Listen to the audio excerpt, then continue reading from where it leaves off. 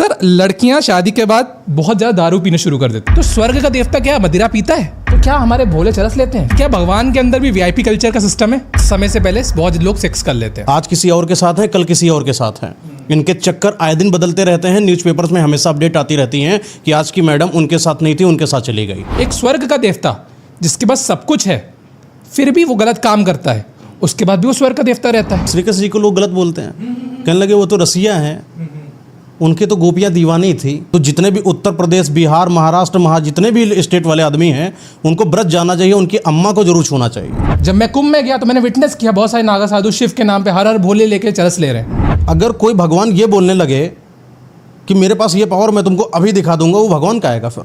वो तो छपरी लड़का हो गया ना फिर तो, समझ का। प्रेमानंद जी महाराज की बात करें, वो राधा राधा करते हैं। आप हनुमान जी के बारे में बात ही नहीं करते। एक गरीब आदमी वो जाता है, अपना प्रश्न बताता है, उनका प्रश्न नहीं चिन्हित होता, वो मिल नहीं पाता, कितनी कोशिशें करता है। एक विराट कोहली का मीर एमपी जिसने माना बहुत पाप करें, 1 मिनट में जाता है, उसको टोकन मिलता है, वो 1 मिनट में दर्शन कर लेता है। हर चीज का युद्ध अंत है, कुछ नहीं चलता है तो भगवानों ने भी युद्ध करा साहब। मंडप के वक्त नजर लगा देती है। तो माँ तो नाचती है शादियों में, तो बाद में फिर वो जो आती वो भी नचाती है। कोई बाबा कहता है कि लाल अंगूठी पहनो, कोई कहता है गोमत की पहनो, कोई कहता है पन्ना पहनो, कोई कहता है शिव जी को आप जल चढ़ाओ, कोई कहता है वो इसको जल चढ़ाओ। बाबाओं का जाली जो स्कैम, पर सारे बाबा गलत नहीं है, पर सारे बाबा गलत नहीं है, ये भी एक बहुत बड़ा स्कैम है। लेकिन सबसे बड़ा स्कैम ना ऑनलाइन वालों ने राशियों के नाम पर खेला था। लेकिन भगवान से बड़े डरावने कोई थे ही नहीं। खुद लड़की की माँ बोलती, जिसने 18 साल 20 साल 22 साल बचाया ना लड़कों से, कि बेटा गलत रास्ते में नहीं जाना। शादी होते ही 1 साल के बाद जरूर पूछती है, बेटा कुछ है? भगवान को डर की वजह से पूछते साहब आप। संत भी पूछता है तो डर की वजह से पूछता है। कुछ तो के तो माँ बाप नहीं मानते, कुछ के ऊपर भूत प्रेत आ जाते हैं सच में जब कोई बढ़िया लड़का मिल जाता है।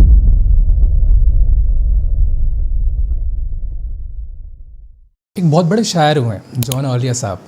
जॉन ऑलिया साहब फरमाते हैं, मर चुका है दिल फिर भी जिंदा हूँ मैं, मर चुका है दिल फिर भी जिंदा हूँ मैं, जहर जैसी कोई दवाई चाहिए। क्या बात है। मर चुका है दिल फिर भी जिंदा हूँ मैं, जहर जैसी कोई दवाई चाहिए। पूछते हैं आप कैसे हो तुम, मैं ठीक हूँ बस दुआएं चाहिए। Welcome to the show mister high think sir. And आज हमारे बीच जो हैं वो एस्ट्रोलॉजर हैं, रिलेशनशिप एक्सपर्ट हैं, लव गुरु हैं, रेकी एक्सपर्ट हैं। मेरे पास वर्ड्स ही नहीं है जो इनको डिफाइन कर सके। एक्चुअली द थिंग इज़, मैंने ये शेयर इसलिए गाया क्योंकि बहुत लोगों के दिल मर चुके हैं, बहुत लोग की जिज्ञासाएं मर चुकी हैं, बहुत लोग किसी चीज़ को मानना शुरू हो गए हैं। तो जॉन ऑलिया साहब क्या कहते हैं कि मैं ठीक हूँ बस आपकी दुआएं चाहिए।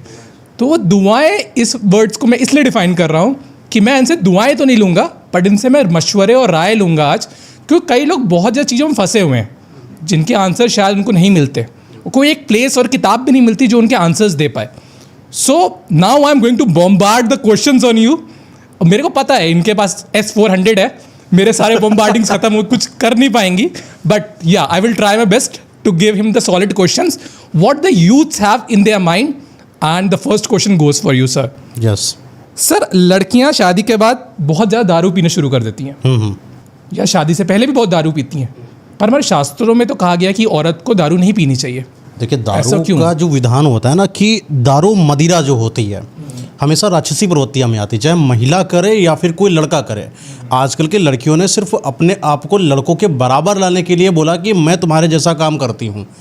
यहाँ पर इन्होंने मानवता की बात ही नहीं करी, सिर्फ राक्षसी प्रवृत्ति। आदमी क्या कर रहा है, रात के समय देर में आ रहा है, क्लब होकर आ रहा है, दारू पी कर आ रहा है, तो लड़कियों ने उसको समझा कि शायद यही पुरुषोत्तम की निशानी है, और उन्होंने मदिरा का सेवन करना चालू कर दिया। लेकिन शास्त्रों में क्लियर इस चीज़ को निहित करा गया कि अगर आप मदिरा, मांस, इन सब चीज़ों का सेवन करते हो तब राक्षसी प्रवृत्ति के हो। आपके घर में कभी भी किसी भी तरीके की भगवान का जो आशीर्वाद होता है वो नहीं पड़ता है। आपको ये भी पता होगा कि जो भी घर होता है हमारा, घर के अंदर ग्रह लक्ष्मी होती हैं और साथ में हमारे कुल देवी होती हैं, हमारे पितरों का आशीर्वाद वहाँ पर होता है। और ऐसा माना जाता है कि जिस घर का केंद्र ग्रह लक्ष्मी ही नालायक निकल जाए, व्यवसायी निकल जाए, एक ऐसी लड़की निकल जाए जो बाहर जाकर मदिरा पीकर आ रही हो, उस लड़की के ऊपर ना पितरों का आशीर्वाद रहता है, ना भगवानों का आशीर्वाद रहता है, सिर्फ उनके ऊपर सिर्फ प्रेत आत्माओं का असर रहता है। और उनके ऊपर बुरी आत्मा, बुरी नकारात्मक शक्तियाँ जो होती हैं उस लड़की को बर्बाद कर देती है। ऐसी लड़कियाँ कभी आगे नहीं बढ़ती, इनके वंश बर्बाद हो जाते हैं, पति कहीं और पर मुँह मारता है, घर परिवार बर्बाद हो जाता है, बीमारियाँ बनी रहती हैं, बिजनेस नहीं ग्रो करता है, और ये लड़कियाँ इधर उधर कई लड़कों के साथ ही व्यभिचार करती रहती हैं। पर मैंने देखा मोस्ट ऑफ द एक्ट्रेसेस जो हैं हमारी, वो दारू पीती हैं, बड़ी बड़ी बिजनेसमैन दारू पीती हैं। इवन मैं विनीता जी का भी एग्जाम्पल लूँगा, जी, जो शुगर कंपनी की मालिकिन है, वो कहती है मैं बियर पीती हूँ, वो तो खुला प्रमोट कर रही हैं। और इन लड़कियों को जो आजकल की नई जवान लड़कियाँ जो हो रही हैं, वो इनको अपना रोल मॉडल्स मानती हैं। वो कहती हैं अगर देखिए मेरा रोल मॉडल पी रहा है तो मैं भी पी सकती हूँ, उसमें गलती नहीं है। तो विनीता जी को क्यों नहीं नुकसान हो रहा? उनका तो घर अच्छा चल रहा है, उनके पास पैसा भी आ रहा है, उनके पास सब कुछ आ रहा है। तो ये आप क्यों कि भगवान ये डिस्क्रिमिनेशन क्यों कर रहा है? देखिए, आपको ये तो पता होगा कि मुझे ये नहीं पता कि विनीता जी कौन है कौन नहीं है। आपने सेलिब्रिटीज़ को इतना तो देखा होगा कि इनका खुद का घर नहीं बसता कहीं पर। आज किसी और के साथ है, कल किसी और के साथ है। इनके चक्कर आए दिन बदलते रहते हैं। न्यूज़पेपर्स में हमेशा अपडेट आती रहती हैं कि आज की मैडम उनके साथ नहीं थी, उनके साथ चली गई। साहब, ये जो जितनी भी व्यभिचारिणियाँ होती हैं और जिनको आप अपना रोल मॉडल बना के बैठे हो कि जो हीरो हीरोइन है वो असल में रोल मॉडल हैं, उन्होंने आज तक कौन सा ऐसा ज्ञान दिया जो तुम्हारी लाइफ को इंप्रूव करता है? किस बॉलीवुड एक्ट्रेस ने ये बता दिया कि ऐसा काम करो तुम पैसा कमाना चालू कर दोगे? किस एक्टर ने आकर तुम्हारे सामने वो चीज़ें बोली कि अपने माँ बाप का जो नाम होता है वो रोशन करोगे? कुल मिला के ये जो जिनको तुमने रोल मॉडल बनाया है वो तुम्हें एक फेक बनाई हुई एक शख्सियत दिखाते हैं, एक वर्चस्व दिखाते हैं जो तुम्हारे अंदर की राक्षसी प्रवृत्ति होती है। तुमको लगता है कि ऐसे जीना चाहिए, ये अपने पास घर होना चाहिए, ये अपने पास कार होना चाहिए। वो गलत काम करके, 2 नंबर का काम करके, लोगों की इमोशन के साथ खेलकर अपने पास लेकर आते हैं। मदिरा प्रमोट इसलिए कर रहे हैं क्योंकि आप लोग पियोगे तो उनका प्रमोशन करने वाली जो कंपनियां हैं उनको पैसा देंगी और वो प्रमोशन के तहत पैसा कमा के अमीर बनेंगे और तुमको बर्बाद करेंगे। तो रोल मॉडल पहले तो ये सुनिश्चित करो कि विनीता जिनका आपने नाम लिया है या जो भी अपनी सेलिब्रिटीज़ हैं वो दारू पीती हैं, क्या उन्होंने कभी पूजा सत्कर्म को प्रमोट किया? क्या उन्होंने कभी ऐसी चीज़ों के बारे में बात करी कि आपका जो मन है वो शांत होना चालू हो जाए? आप मदिरा पीना चालू करिए। उनके पास जितना पैसा है ना, वो सिर्फ पैसा, ऐसा भी नहीं होता कि भगवान का जो आशीर्वाद है सिर्फ अमीरों के पास ही क्यों है, गरीबों के पास क्यों नहीं है? ये बड़ा क्वेश्चन उठता है। एक बात बताइए कि आप, हो सकता था कि आप बहुत अमीर आदमी बन जाते, हो सकता है कि आप एक ऐसे इंसान बनते जो दुनिया के अंदर एक नया सुधार लेकर आते, लेकिन आप छोटे से सर्कल में रहकर फंस गए कि आपने एक मर्सिडीज खरीद ली, आपको थोड़ा सा काम मिल गया, आपको थोड़ा अच्छा घर मिल गया, इतने में आप खुश हो गए। हो सकता है कि आपके ऊपर अगर भगवान की कृपा होती तो आप देश विदेश में अलग लेवल से जाने जाते, कि आप एक सुधारक के रूप में जाने जाते, लेकिन आप सिर्फ इतना जाने जा रहे हैं कि फलाने नाचती अच्छा है। समझ रहे बात? तो हो सकता है कि आप ये काम नहीं करती तो उससे ज़्यादा अपग्रेडेशन आपको देखने को मिलता। सर, मैं एक क्वेश्चन आपसे पूछूंगा कि आपने कहा भगवान ने इसका निषेध किया है, तो मैं औरतों पर आता हूँ कि जो औरतें गलत करती हैं, मदिरा पीती हैं, उनसे घर का नाश होता है, लक्ष्मी का नाश होता है। बट मर्दों में भी इंद्रदेव हुए, हमारे शास्त्रों में दिखाया गया वो मदिरा का पान कर रहे हैं, नाच देख रहे हैं, उन्हें स्वर्ग का देवता बोला गया। और लोग जब मरते हैं तब ये बोलते हैं ये आदमी स्वर्ग जाएगा। तो स्वर्ग का देवता क्या है? मदिरा पीता है? आपने किस शास्त्र में पढ़ा है कि स्वर्ग के देवता इंद्रदेव जी है जो मदिरा पीते हुए दिखाई पड़े हैं? बहुत सारे, किसी भी शास्त्र में इस चीज़ के बारे में लिखित नहीं करा गया है कि इंद्र जी जो है मदिरा पीते हैं इसलिए स्वर्ग के राजा बनाए गए हैं। उनके कारण अलग थे, उनके राजा होने के महत्व अलग थे। और ये जो दिखाया गया ना कि अप्सराओं को अपने पास रखते हैं, रुक्मणी हो गई या मेनिका हो गई, इनके लिए डांस करती हैं, मदिरा बनाती हैं, ये सब विदेशी या उन लोगों ने इन शास्त्रों को बनाया जो हमारे धर्म के थे ही नहीं। असल में आपको पता होगा कि हमारे शास्त्रों को ख़त्म कर दिया गया था। शास्त्रों को बाद में उसके अंदर चेंजेस किए गए, किस तरीके से धर्म को बर्बाद किया जा सकता है उन चेंजेस को लाया गया और वहाँ से दिखाया गया कि इंद्र की एक गलत इमेज। आप खुद सोचकर देखिए कि जो हमारे महादेव शिव जी हैं, विष्णु जी हैं, ब्रह्मा जी हैं, कुछ तो सोचा होगा ना कि इंद्र को देव की उपाधि क्यों दी जाए। देव की उपाधि होने के पहले भी इंद्र के पास कितनी पावर्स रही होंगी। हाँ, उनका जब होता है ना कि एक इंसान के पास या किसी भगवान के पास की बात करा जाए, जब बहुत पावर आ जाती है तो अपनी मति को खो देता है। इंद्र अपनी मति को खोए भी थे, उसके बाद विष्णु जी ने उनको उसी खोई हुई मति का एहसास भी कराया था, है ना। तो उनके साथ जो इन्होंने गलत किया दूसरे लोगों को देखकर, इन्होंने बोला कि मेरे पास पावर्स तो बहुत ज़्यादा हैं, लेकिन जो मज़ा है वो तो राक्षस लोग ले रहे हैं, वो राक्षसी राजा ले रहे हैं। तो वो उनके जैसे बनने की कोशिश करने लगे। जो हो वो रहो, तुम गलत मत बनो। शास्त्रों पान कर रहे हैं वो अलग तरीके से दिखाए गए, असली अपने शास्त्र है ही नहीं वो। चलिए, मैं मानता हूँ कि वो मदिरा वाली बात आप कह रहे हो शायद वो गलत हो, मेरे पास उसकी अप्रोप्रिएट इंडेक्सेस और इन्फॉर्मेशंस नहीं है जिसमें मैं आपको प्रूव कर सकूँ। बट अहिल्या के साथ तो उन्होंने गलत किया था। किसने? इंद्रदेव ने गलत किया था। अहिल्या को फिर उनके पति ने श्राप दिया कि आप पत्थर की मूर्ति बन जाओगे। फिर राम ने उनका उद्धार किया। एक स्वर्ग का देवता जिसके पास सब कुछ है फिर भी वो गलत काम करता है, उसके बाद भी वो स्वर्ग का देवता रहता है। उसके बाद कहाँ रहता है? हटा दिए गए थे। उसके बाद उपाधि कहाँ दी गई थी इंद्र जी को? आपने इसके बारे में शायद नहीं पता, उपाधि हटा ली गई थी उनको, बाद में इसका श्राप भी मिला था इंद्रदेव जी को। अब अगर कोई इंसान गलत करेगा उसको जाहिर सी बात है कुछ ना कुछ तो परिणाम देखने को मिलेगा। ये तो मेरे को वो सिस्टम लगता है जिसमें एक एसपी को कुछ टाइम के लिए सस्पेंड किया, थोड़ी सी पनिशमेंट दी, वापस उसको अंदर कर लिया फिर से। हर एक चीज़ के पीछे लीलाएं होती है। देखिए, आप किसी पर क्वेश्चन करेंगे कि अहिल्या को उन्होंने ऐसा क्यों करा, हो सकता हो कि उसका एक जो संयोग बन रहा है उसका आने वाले समय में भी उसका कोई मतलब हो। जैसे कि श्री कृष्ण जी वहाँ पर थे हमारे यहाँ पर, ठीक है, वो चाहते तो द्रौपदी की जो साड़ी जब खींची जा रही थी वो पहले ही रोक देते, लेकिन उन्होंने नहीं रोका। अगर भगवान चाहते तो राक्षस को कब का ख़त्म कर देते, उनके पास क्या क्या नहीं था, राक्षस को ख़त्म करने की क्षमता थी उनके अंदर, लेकिन उन्होंने पहले उस चीज़ को होने दिया जिससे तुम ये समझो कि गलत क्या है। जब भगवानों ने मनुष्य की उत्पत्ति तब उन्होंने सिर्फ मनुष्यों को बनाया, ये नहीं बनाया था कि तुम्हारे ये भाई हैं, तुम्हारे ये चाचा हैं, तुम्हारे मामा, ऐसा कुछ भी नहीं था। सिर्फ इंसान बनाया, मेल बनाया, फीमेल बनाया। पहले तो मेल ही बनाया, फिर फीमेल आती हैं, लेकिन आपस में जब सामंजस्य बना नहीं तो धीरे धीरे इनको आगे अपग्रेड करा गया। इन दोनों के बीच में इमोशन को पैदा किया गया जिससे ये एक दूसरे के साथ मिलें, संभोग करें, आगे जीवन बढ़े, वंश का आगे वृद्धि होना चालू हो जाए। लेकिन देखा कि इन दोनों के बीच में कभी कोई टकराव नहीं हो रहा है, कभी लड़ाई झगड़ा नहीं चल रहा है। ये लोग एहसास कैसे करेंगे इमोशन क्या होता है। इमोशन को भगवान ने बताया कि क्रोध भी एक इमोशन है, प्यार भी एक इमोशन है, भय भी एक इमोशन है, और किसी को परेशान भी कर देना ये भी एक इमोशन है। लेकिन गलत क्या है और सही क्या है, ये चीज़ का निर्णय अगर मैं आपको बताऊं कि वहाँ पर रास्ते में जाना ऐसा हो जाएगा, आप नहीं मानोगे। लेकिन जब चीज़ वो आपके साथ हो जाएगी तब वो चीज़ मानने के लिए आप विवश हो जाओगे। तो भगवान ने पहले हमारे यहाँ लीलाएँ करी, गलत दिखाया, फिर गलत को सही किया जिससे तुम्हें ये पता चले कि गलत क्या है। तो किसी भी भगवान की लीला पर क्वेश्चन करके पूरे सृष्टि के बनाए हुए नियमों को हम लोग उल्लंघित नहीं कर सकते। हो सकता है कि उनका ये जो उल्लंघन है, हो सकता है कि दुर्योधन का गलत जो व्यवहार रहा, हो सकता हो कि साड़ी खींचने का जो व्यवहार जो गलत आपको लग रहा है वो उसका विधि का विधान हो, उसका मतलब हो जिसके लिए उनका जन्म हुआ। राक्षस वो रावण ने गलत किया, सीता को हरने की कोशिश करी, सीता माता को। क्या ये बात श्री राम जी को पता नहीं थी? छाया सीता भेज दी। छाया सीता भेजने का मतलब पता है कि हमें पता है कि वो गलत करेगा, लेकिन वो जो गलत कर रहा है ये जनता कैसे मानेगी? जनता थोड़ी ना मानेगी।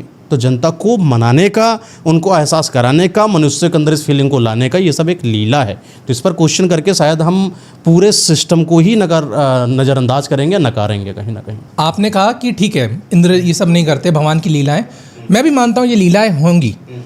ये मैं पॉडकास्ट इसलिए ले रहा हूँ क्योंकि हम यूथ्स में कुछ चीज़ें, भ्रांतियाँ हैं, उनको दूर करने के लिए, हमारी मिसअंडरस्टैंडिंग्स को दूर करने के लिए, हमारे यूथ की मिसअंडरस्टैंडिंग को दूर करने के लिए, it is a part of a process, it is a part of भगवान का प्रोसेस। बिल्कुल। अभी आप बोले श्री कृष्ण जी को लोग गलत बोलते हैं, कहने लगे वो तो रसिया हैं, उनके तो गोपियाँ दीवानी थी, इतने बड़ी गोपियाँ उनके, मतलब कि कुछ अलग ही आकर्षण था उनका। तो लड़कों ने खुद को ही कृष्ण मानना शुरू कर दिया और बोले कि जितनी भी लड़कियां, इनके कॉलेज की ट्यूशन वाली जो लड़कियां इनको प्रेम करने लगी, बोले हम कृष्ण और ये गोपियां। इतने बड़े महान खुद को रसिया बोलने लगे। जब रसिया के पास जाओगे, रसिया का वर्ड को समझोगे तो आपको समझ में आएगा असल रसिया का मतलब क्या होता है। और गोपी का मतलब सब समझोगे तो गोपी का मतलब सिर्फ लड़की नहीं थी। गोपी का मतलब पता है क्या आपको? आप बताइए, आपने अभी तक क्या सुना गोपी क्या होती हैं? गोपियों के बारे में मैंने ये सुना है, गोपियाँ जो कृष्ण को प्रेम करती हैं, महिलाएं होती हैं। कब ऐसा माना जाता है कि कई पुराने साल पहले ऋषियों ने अवतार लिया था महिलाओं का कि हम कृष्ण के समीप रह सके। वही साधु संत भी ऋषि गोपी के रूप में आए। साधु संत जितनी भी गोपियाँ थी वो एक दैवीय रूप थी, दैवीय आत्माएं थी, जिन्होंने देखा कि श्री कृष्ण महाराज जी जो है जन्म ले चुके हैं, तो अब उनके आसपास कैसे रहें, तो गोपियों के स्वरूप में आए। कई बुजुर्ग के स्वरूप, गोपियाँ सिर्फ वो 18 साल की लड़कियाँ नहीं थी आजकल के दिमाग में पनपा हुआ गंदा सवाल, वो बुजुर्ग महिलाएं भी थी, वो बुजुर्ग आदमी भी थे, वो वहाँ के जानवर भी थे जो उनको कृष्ण को प्रेम करते थे। कृष्ण जब बांसुरी बजाते थे तो पूरा वातावरण उनकी तरफ मोहित हो जाता था। और वो कई सारे लोगों ने तो बहुत सारे आडंबर बना रखे हैं कि तालाब के किनारे श्री कृष्ण जी ने वो पकड़ के साड़ियाँ खींच के लेके भाग गए। तो ऐसे अगर निकालोगे ना तो गलत शास्त्र अगर पढ़ोगे तो गलत ही जानकारी मिलेगी। सही पढ़ो तो पता चले कि वहाँ तालाब पर हुआ क्या था असल में। अब इस पर डिटेल कभी अगर पॉडकास्ट होगा इसका डिटेल में बताऊँगा कभी कि क्यों आखिर तालाब से साड़ियाँ उठाई गई, उसका मतलब क्या था, लीला का मतलब क्या था। अब लीला का मतलब इंसान पहले खुद भी थोड़ा रिसर्च कर ले, फिर हमसे क्वेश्चन कराइएगा, बाद में कराएंगे आपको आराम से।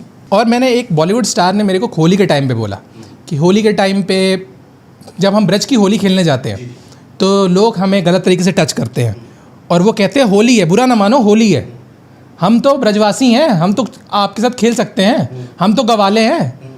तो ये जिस टाइप की जो होली होती है ब्रज में, क्या ये सही है? क्या ये कल्चर एथिक्स में आता है? जितने भी ब्रज वाले ये बोल रहे हैं कि होली में हम तुम्हें छू सकते हैं, तो जितने भी उत्तर प्रदेश, बिहार, महाराष्ट्र, जितने भी स्टेट वाले आदमी हैं, उनको ब्रज जाना चाहिए, उनकी अम्मा को जरूर छूना चाहिए। क्यों? क्योंकि तुम्हें बड़ा पसंद है छू छू के होली खेलने का। मैं तुम्हारी अम्मा को छू छू के होली खेलूंगा, तब तुम्हें अच्छा लगेगा? खराब लगेगा ना। तो होली का मतलब क्या है? मिलने का त्यौहार। होली का मतलब होता है आत्मीय मिलन, ना कि शारीरिक मिलन। शारीरिक में तुम कोई रेपिस्ट नहीं हो। जब तुम्हारी कोई एक लड़की है, लड़की ने अगर क्लियर नहीं बोला है कि तुम मुझे हाथ नहीं लगा सकते हो, तुम उसके ऊपर रंग कैसे फेंक सकते हो? वहाँ का एक कल्चर है, वहाँ के आसपास के 20 आदमी लोगों ने मिलकर सोचा कि मुझे एक डीजे बजाना है, वहाँ पर हम परिवार वाले नाचेंगे, तो साहब उनका म्यूचुअल पैटर्न हो गया ना। होली भी अलग अलग जगहों पर अलग अलग तरीके से खेली गई। आपके ब्रज में होली खेलने का तरीका ये नहीं है कि उत्तर प्रदेश या बिहार, महाराष्ट्र की आई हुई लड़की को चिपक चिपक के तुम रंग लगा रहे होगे। ये तो बदतमीजी है। ये अवसर है, ये त्यौहार के नाम पर धर्म को नीचा दिखाने का एंगल है। यहाँ पर भी मैं सिर्फ हिंदुओं की बात नहीं कर रहा, यहाँ पर कई विरोधी धर्म वाले आते हैं और हिंदू चोला धारण करने के बाद गलत तरीके से लड़कियों को छूकर उनको अपमानित करते हैं, बेइज्जत महसूस कराते हैं। धर्म को नीचा दिखाने का, नीचा गिराने का सबसे अच्छा तरीका है कि किसी भी एक त्यौहार को हथिया लो और उस पर जो है अभद्रता फैलाना चालू कर दो। हम वापस चलते हैं उस ट्रैक पे मदिरा के। आपने कहा मदिरा गलत है, तो मदिरा गलत है तो नशे से रिलेटेड सारी चीज़ें गलत है। हाँ बिल्कुल गलत है। हाँ मतलब चरस भी गलत है, चरस भी गलत है, गांजा अफीम सब गलत है। मैं IIT बाबा से मिला था जी, मेरे सामने उन्होंने कम से कम ना कहते हुए भी 1 घंटे के अंदर 3 बार चरस ले ली। जब मैंने एक बार उनसे प्रश्न पूछा कि ये तो गलत है, ये तो गलत मैसेज दे रहे हो आप बच्चों को, तो कहता है ये तो मैं शिव के नाम पे करता हूँ। And the same statement is given by IIT बाबा की बहन to me on the this WhatsApp and Instagram कि अभय सिंह ने तो ये चीज़ धर्म के नाम पे चालू करी है, साधुओं के साथ रह के। जब मैं कुंभ में गया तो मैंने विटनेस किया, बहुत सारे नागा साधु शिव के नाम पे हर हर भोले लेके चरस ले रहे हैं। तो क्या हमारे भोले चरस लेते हैं? क्या हमारे भोले चरस से खुश होते हैं? देखिए भोले जी जो हमारे महादेव जी थे, उन्होंने चरस क्यों लिया था? समाज में इतना अभद्रता फैल चुकी थी, बोले कि सब कुछ लाओ, गंदगी कितनी है सब लाओ। समुद्र मंथन हुआ, हलाहल विष निकला, कौन कौन करेगा? राक्षस की लड़ाई हो रही, भगवान की लड़ाई हो रही, आपस में देवताओं की लड़ाई चल रही। समझ में नहीं आ रहा है कि इस वाले विष को पिए कौन? शिव जी बोले लाओ, ले लिए। समाज में जितनी भी अभद्रता थी, शिव जी बोले हमें दे दो। मदिरा पान पीते हो, सब लोग बर्बाद हो जाओगे, ये सब हमें ला दो। तुम सब लोग चरस अफीम वगैरह खा के अपने शरीर को बर्बाद करो, ये सब हमें दे दो। बोले कि भूत प्रेत आत्मा जितनी भी हैं, जितनी भी, अगर हम बात करें ब्रह्म राक्षसों की बात करें, हम प्रेत राजों की बात करें, हम छत्रपालों की बात करें, हम डाकिनी साकिनियों की बात करें, बोले कि जितने भी ये अराजकता जो फैला रहे हैं, ये सारे के सारे मुझको लाओ। कई सारे तांत्रिक पैदा हो गए थे, राक्षस तांत्रिक पैदा हो गए थे, अजीब अजीब अघोर मंत्रों को उन्होंने उजागर कर दिया। रावण ने कई सारे अपने मंत्रों को निकाले, बोले कि सारे मंत्र मुझको लाओ। साबर मंत्र खाली शिव जी ने छोड़े, ये साबर मंत्र लेकर जाओ, छोटे छोटे से साबर मंत्र काम करेंगे, आपके जीवन को अच्छा बनाएंगे। सात्विक मंत्र उन्होंने छोड़े, बाकी सब ले गए। जाओ ले लो, भोले हो ना, हलाहल विष छोड़ो। इतना बड़ा विष मिलेगा मेडिकल स्टोर पर ले लेना। अभय जी मेडिकल स्टोर पर चले जाना, कहीं पर भी चले जाना, छोटा सा सीसी में जहर होता है, उसको पी लीजिएगा और जिंदा होकर दिखाइएगा। शिव जी तो हलाहल विष ले लिया। शिव जी ने जो कर लिया, नाग लगा लटका के घूमे, लटका के घूम लीजिए साहब आप। मैं बोल रहा हूँ कि मेरे पास कई सारी ऐसी शक्तियाँ हैं जहाँ पर भूत प्रेतों को उजागर किया जा सकता है, जागृत किया जा सकता है साबर मंत्रों के द्वारा। उनको जो है यानी शमशान में अधिष्ठाता को अगर हम धमकी दे दें और शमशान जागृत करा दें, मसान जागृत करा दें, वहाँ के जो प्रेतात्माओं की बात करें, उनको अगर बुलाकर लाया जाए। धारण कर लीजिए साहब आप अभय जी, या जो भी हो आप, या अभय के अलावा जितने भी लोग बोल रहे हैं। शिव जी के नाम पर सिर्फ जो है मक्कारी करने का सोचता है, धर्म के नाम पर आसान चीज़ों को अपने ऊपर लाने का सोचता है। मदिरा पान करेंगे, दारू पियेंगे, गांजा पियेंगे क्योंकि शिव जी पीते हैं। कृष्ण बनेंगे, जाओ कृष्ण के जैसे ऐसे उंगली पे उठा दो जाके पूरा वो गोवर्धन पर्वत उठा दो, नहीं उठा पाओगे। केवल वो करोगे जो तुम्हारे लिए सही है, जो तुम्हारी सहूलियत देता है, सिर्फ उसको तुम धर्म मानते हो। धर्म मानो तो सब मानो। निकाल दो अपने यहाँ से गंगा चांद लगा दो। सही बात है। अरे उनकी बात ही आप छोड़िए, वो अपने आप को कल्कि कहते हैं। कल्कि विष्णु का अवतार है जो प्रकट होगा आगे। साथ ही साथ कहते हैं मैं कल्कि हूँ। विष्णु का एक 7वां अवतार हुआ था राम।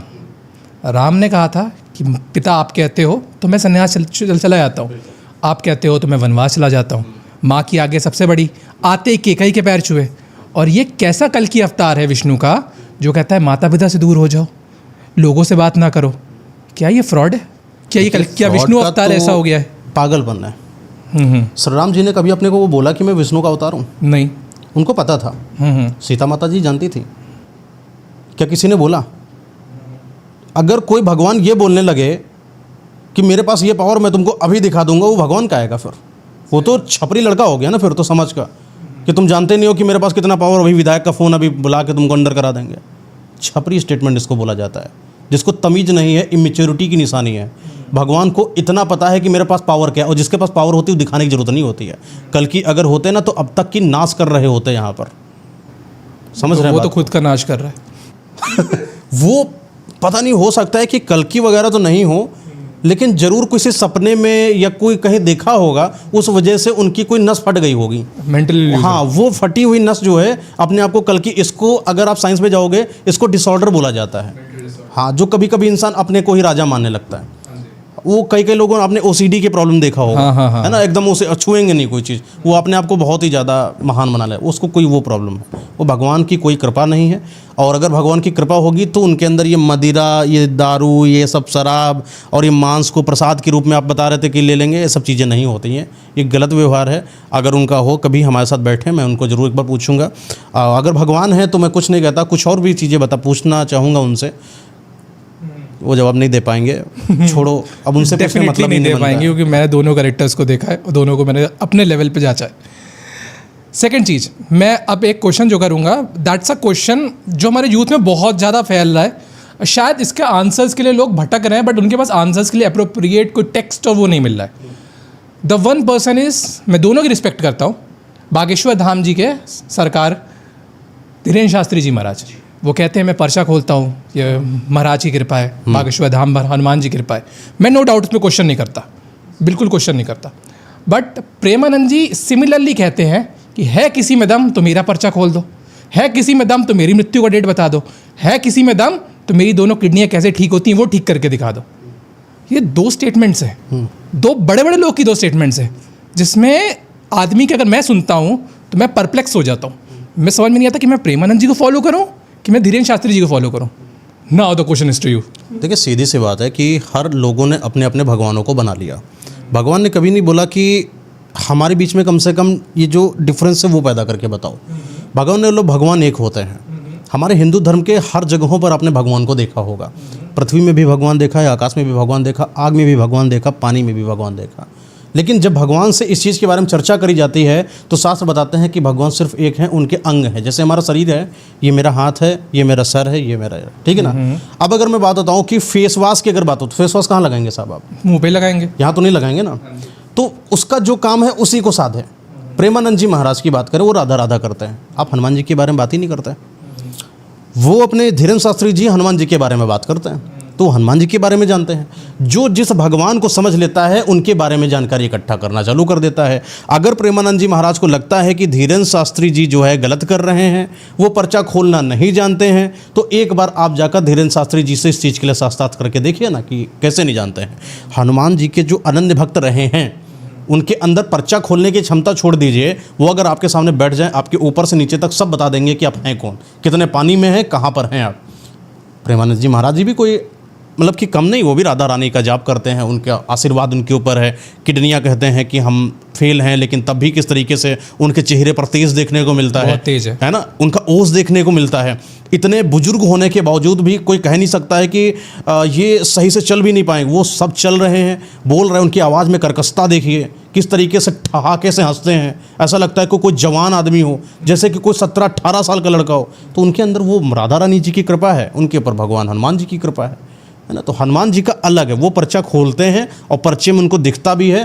पर्चा तो चलिए मैं मान लेता हूँ कि धीरेन्द्र शास्त्री जी खाली कर रहे हैं, लेकिन मुझे इतना भी आभास है कि धीरेन्द्र शास्त्री महाराज अगर किसी को देख लें उसके बारे में 7 पीढ़ियों तक बता देंगे सब। इतना दम होता है हनुमान जी के अनन्य भक्तों की। चलो, मैं तो ब्लेस हूँ, मेरे को तो वो मिले भी हैं। हाँ, धीरेन्द्र शास्त्री जी जो उनके पास आप बैठ बस जाएँ। ऐसे लोगों, ऐसे आत्मा के पास कहते हैं ना कि उन्होंने सत्संग करा है, आप उनके सत्संग में सिर्फ एक बार भागीदार हो जाइए, आप समझिए उस आत्मा के समीप हो गए आप। कहते हैं कि जो एक पुण्य आत्मा होती है उसकी 600 मीटर की रेंज में अगर आप मात्र बैठ ही जाते हो ना, आपकी आत्मा शुद्ध होना चालू हो जाती है। मैं आपको अपना एक्सपीरियंस बताता हूँ। मैं मिला था, प्रेमानंद जी महाराज से भी मिला हूँ, उनके साथ भी वार्तालाप हुई मेरी, उन्होंने मेरी बात करी, मैंने उनके पैर छुए, पैर के छुए, मैंने उनको दंडवत प्रणाम किया, उन्होंने मेरा चेहरा देखा, प्रश्न को भी लिया। धीरेन्द्र शास्त्री से भी मैं मिला, उन्होंने मेरे को सिर पे मेरे हाथ रखा, हाथ मेरे पकड़ा, हाथ पकड़ के मेरे को बाहर तक लेकर आए गार्डन में वो, उन्होंने मेरे को बुलाया भी कि आप मेरे धाम आना, मेरे से मिलना। मेरे को दोनों के दर्शन प्राप्त है, फिर भी मेरे पर ईश्वर की दोनों की तरफ से कृपा प्राप्त है। फिर भी एक कॉन्सेप्ट कहता है कि पूरा भगवान एक है, राधा भी एक है, हनुमान भी एक है, अल्लाह भी एक है, जीसस भी एक है, वाहिगुरु भी एक है। फिर आप ये कह रहे हो कि हनुमान जी का मेथड अलग है, राधा का मेथड अलग है, हाउ? बोला ना कि इंसान, मैंने ये भी तो बोला कि इंसानों ने अपने अपने हिसाब से अपने भगवानों का चुनाव करा। बोले कि हमें हनुमान जी के बारे में, आप हर एक भगवान, आप अगर हाथ के डेंटिस्ट हो, हाथ के मतलब आप वो हो डॉक्टर, तो हाथ के बारे में विशेषज्ञ हो गए ना आप, आपको सही से पता होगा कि हाथ के किस नब्ज का मतलब क्या होगा। कोई डेंटिस्ट कभी मेंटलिस्टिक पर नहीं जाता है। प्रॉब्लम यहाँ पर है ना, कोई आदमी का शरीर तो एक ही है साहब, सब कुछ कर दो आप, तब तो आप झोला छाप हो जाएंगे ना आप। समझ रहे बात? तो अपने धीरेन्द्र शास्त्री जी जो है हनुमान जी के अनन्य भक्त हैं, वहाँ के वो विशेषज्ञ हैं, उनके सारे मंत्रों के बारे में, सारे जापों के बारे में, किस तरीके से उनको पसंद किया जाता है, किस बात से वो रुष्ट हो जाते हैं, उनकी श्री राम जी के साथ कैसी बनती है, वो यहाँ तक हो सकता हो बातचीत भी करे हो। अगर अनन्य भक्त को इनका इतना हो तो उतना उनका चलता है। अब इनका राधा रानी जी के साथ संपर्क है, राधा रानी जी जाप जाप जाप कर राधा रानी जी के सारे चीज़ों को जानते हैं। उनको के वैष्णव भक्त के बारे में जानते हैं कि वैष्णव भक्त की प्रक्रियाएं क्या होती, व्रत पूजाएं क्या होती हैं। अब उन चीज़ों को आप शास्त्री जी से पूछोगे जाके तो कोलैप्स हो जाएगा। हो सकता है कि उनकी 100% उसको नॉलेज ना हो सकता है कि वो कुछ चीज़ वहाँ पर गलत बोल दें, लेकिन प्रेमानंद जी महाराज अपने विषय के बारे में बहुत अच्छा बोल दें। तो एक हिसाब से हैं सब लोग एक ही, लेकिन अपने अपने विशेष जो अपना विषय होता है उसके विशेषज्ञ हैं। ये समझ लीजिए, कोई भगवान तो नहीं है प्रेमानंद जी महाराज। एग्जैक्टली। धीरेन्द्र शास्त्री महाराज भगवान तो नहीं है। हाँ, उनके चीज़ों को आगे बढ़ाने वाले हैं, उनकी बातों को आगे लेकर जाने वाले हैं, जनता के बीच में जागरूकता फैलाने वाले हैं। तो आप उनसे एक आदमी से सब कुछ मत पूछ सकते हैं, उनका एक अलग विशेष है। मैंने एक प्रश्न प्रेमानंद जी लोग से पूछा था, शायद वो टीवी पे भी नहीं आया, आएगा भी नहीं, क्योंकि मैंने जब उनसे पूछा कि जब कोई बड़ा वीआईपी आता है, एमपी आता है, विराट कोहली आता है, उसके लिए द्वार 1 मिनट में खुल जाते हैं। वो जाता है, एकांत वार्तालाप के लिए समय लेता है, 1 मिनट मिल जाता है। एक गरीब आदमी जिसके अंदर बहुत श्रद्धा है, जो रात के 1 बजे से लाइन में लगा है, शायद वो इतना अच्छा वक्ता नहीं है, इतना अच्छा वार्तालाप नहीं कर पाता, इतना अच्छा बोल नहीं पाता, वो जाता है, अपना प्रश्न बताता है, उनका प्रश्न नहीं चिन्हित होता, वो मिल नहीं पाता, कितनी कोशिशें करता है। एक विराट कोहली, एक अमीर एमपी जिसने माना बहुत पाप करें, वो 1 मिनट में जाता है, उसको टोकन मिलता है, वो 1 मिनट में दर्शन कर लेता है। और जो एक रियल आदमी, जिसके दिल में रियल श्रद्धा है, रियल जिसके दिल में भगवान को मिलने की इच्छा है, वो इतनी दिनों तक लाइन में लगा रहता है, तपस्या करता रहता है, लेकिन प्रेमानंद जी के पास नहीं पहुंचता। क्या वीआईपीओ को क्या भगवान के अंदर भी वीआईपी कल्चर का सिस्टम है? ये परीक्षा है भगवान की। भगवान ने तुमसे परीक्षा लिया ना, अगर तुम गरीब हो तो अपने कर्मों से गरीब हो। बड़ा हार्श स्टेटमेंट है, लोगों को बुरा लग सकता है।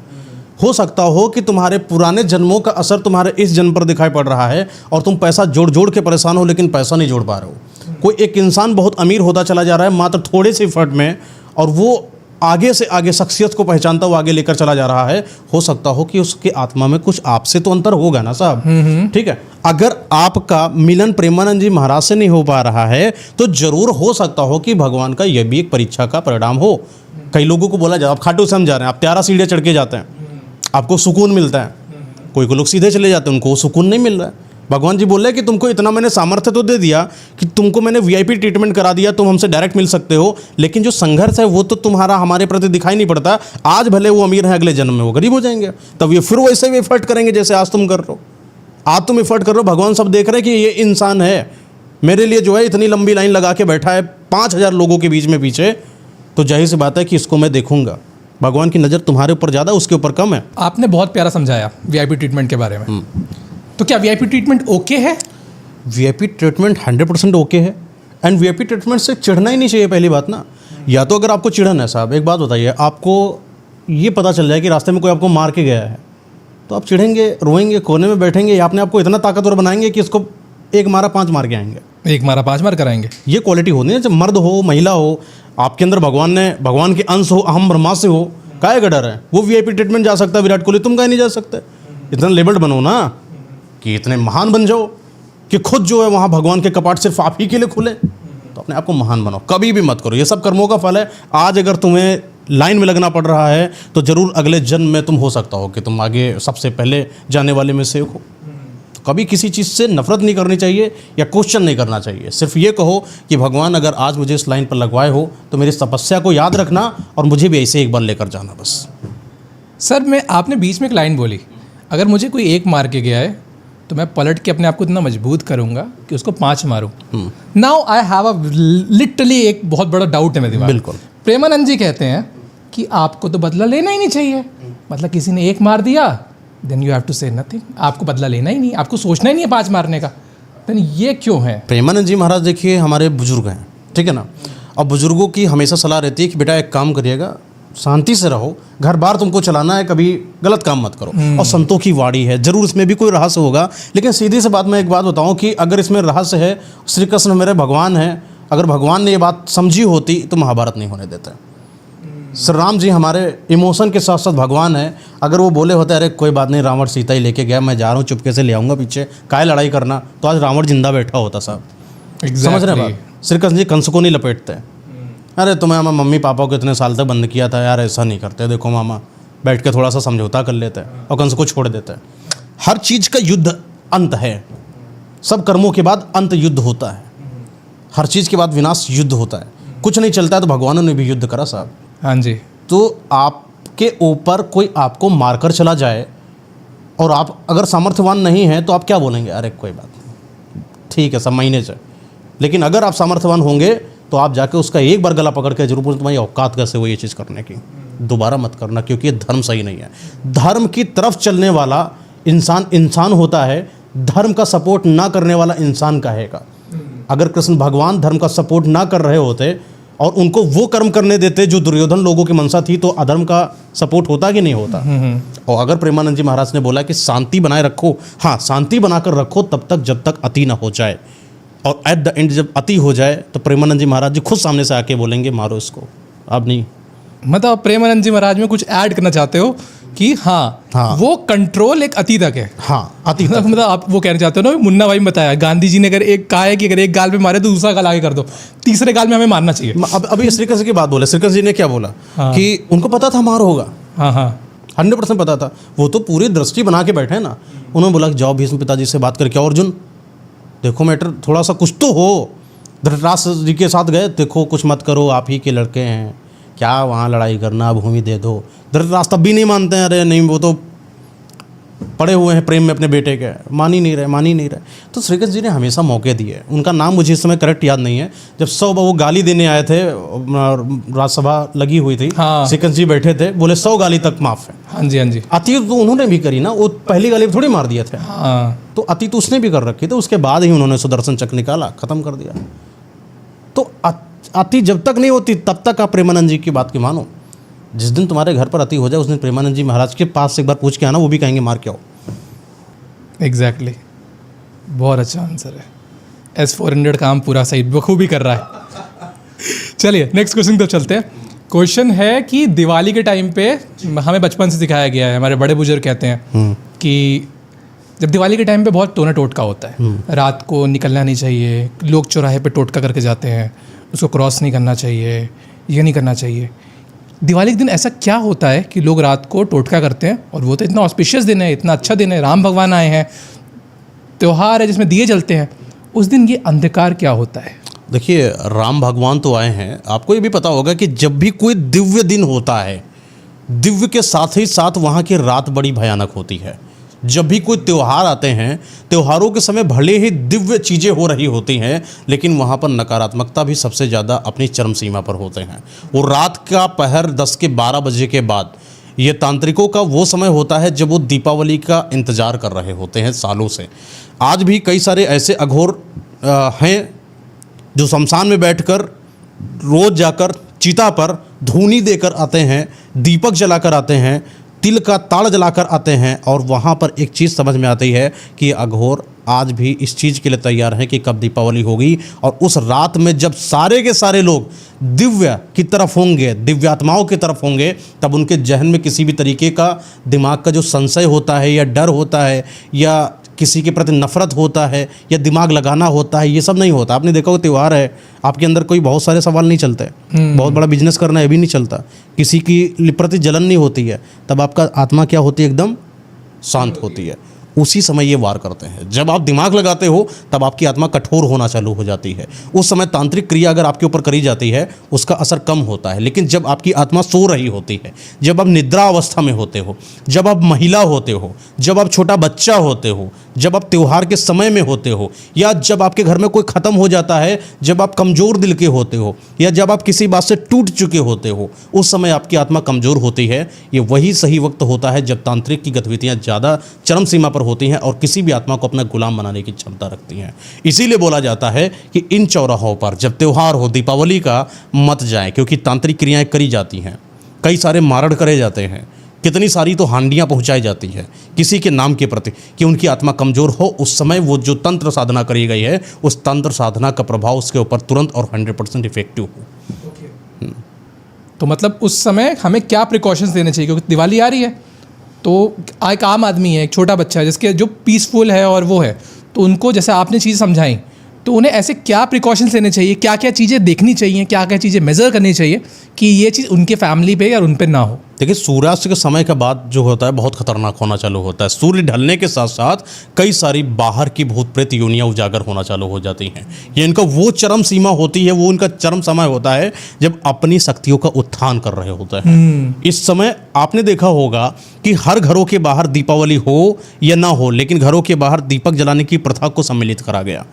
कहा गया कि अगर दीपक जला रहे हो, सरसों का तेल का थोड़ा सा काला तिल उसमें डाल दीजिए। कोई बाहरी बुरी शक्तियां जिनकी शक्तियों का उत्थान हो रहा होगा वो आपके घर में प्रवेश कर आपके अंदर, सदस्य के अंदर घुसकर बीमारी या अपनी कोई गलत गतिविधि नहीं कर पाएंगे।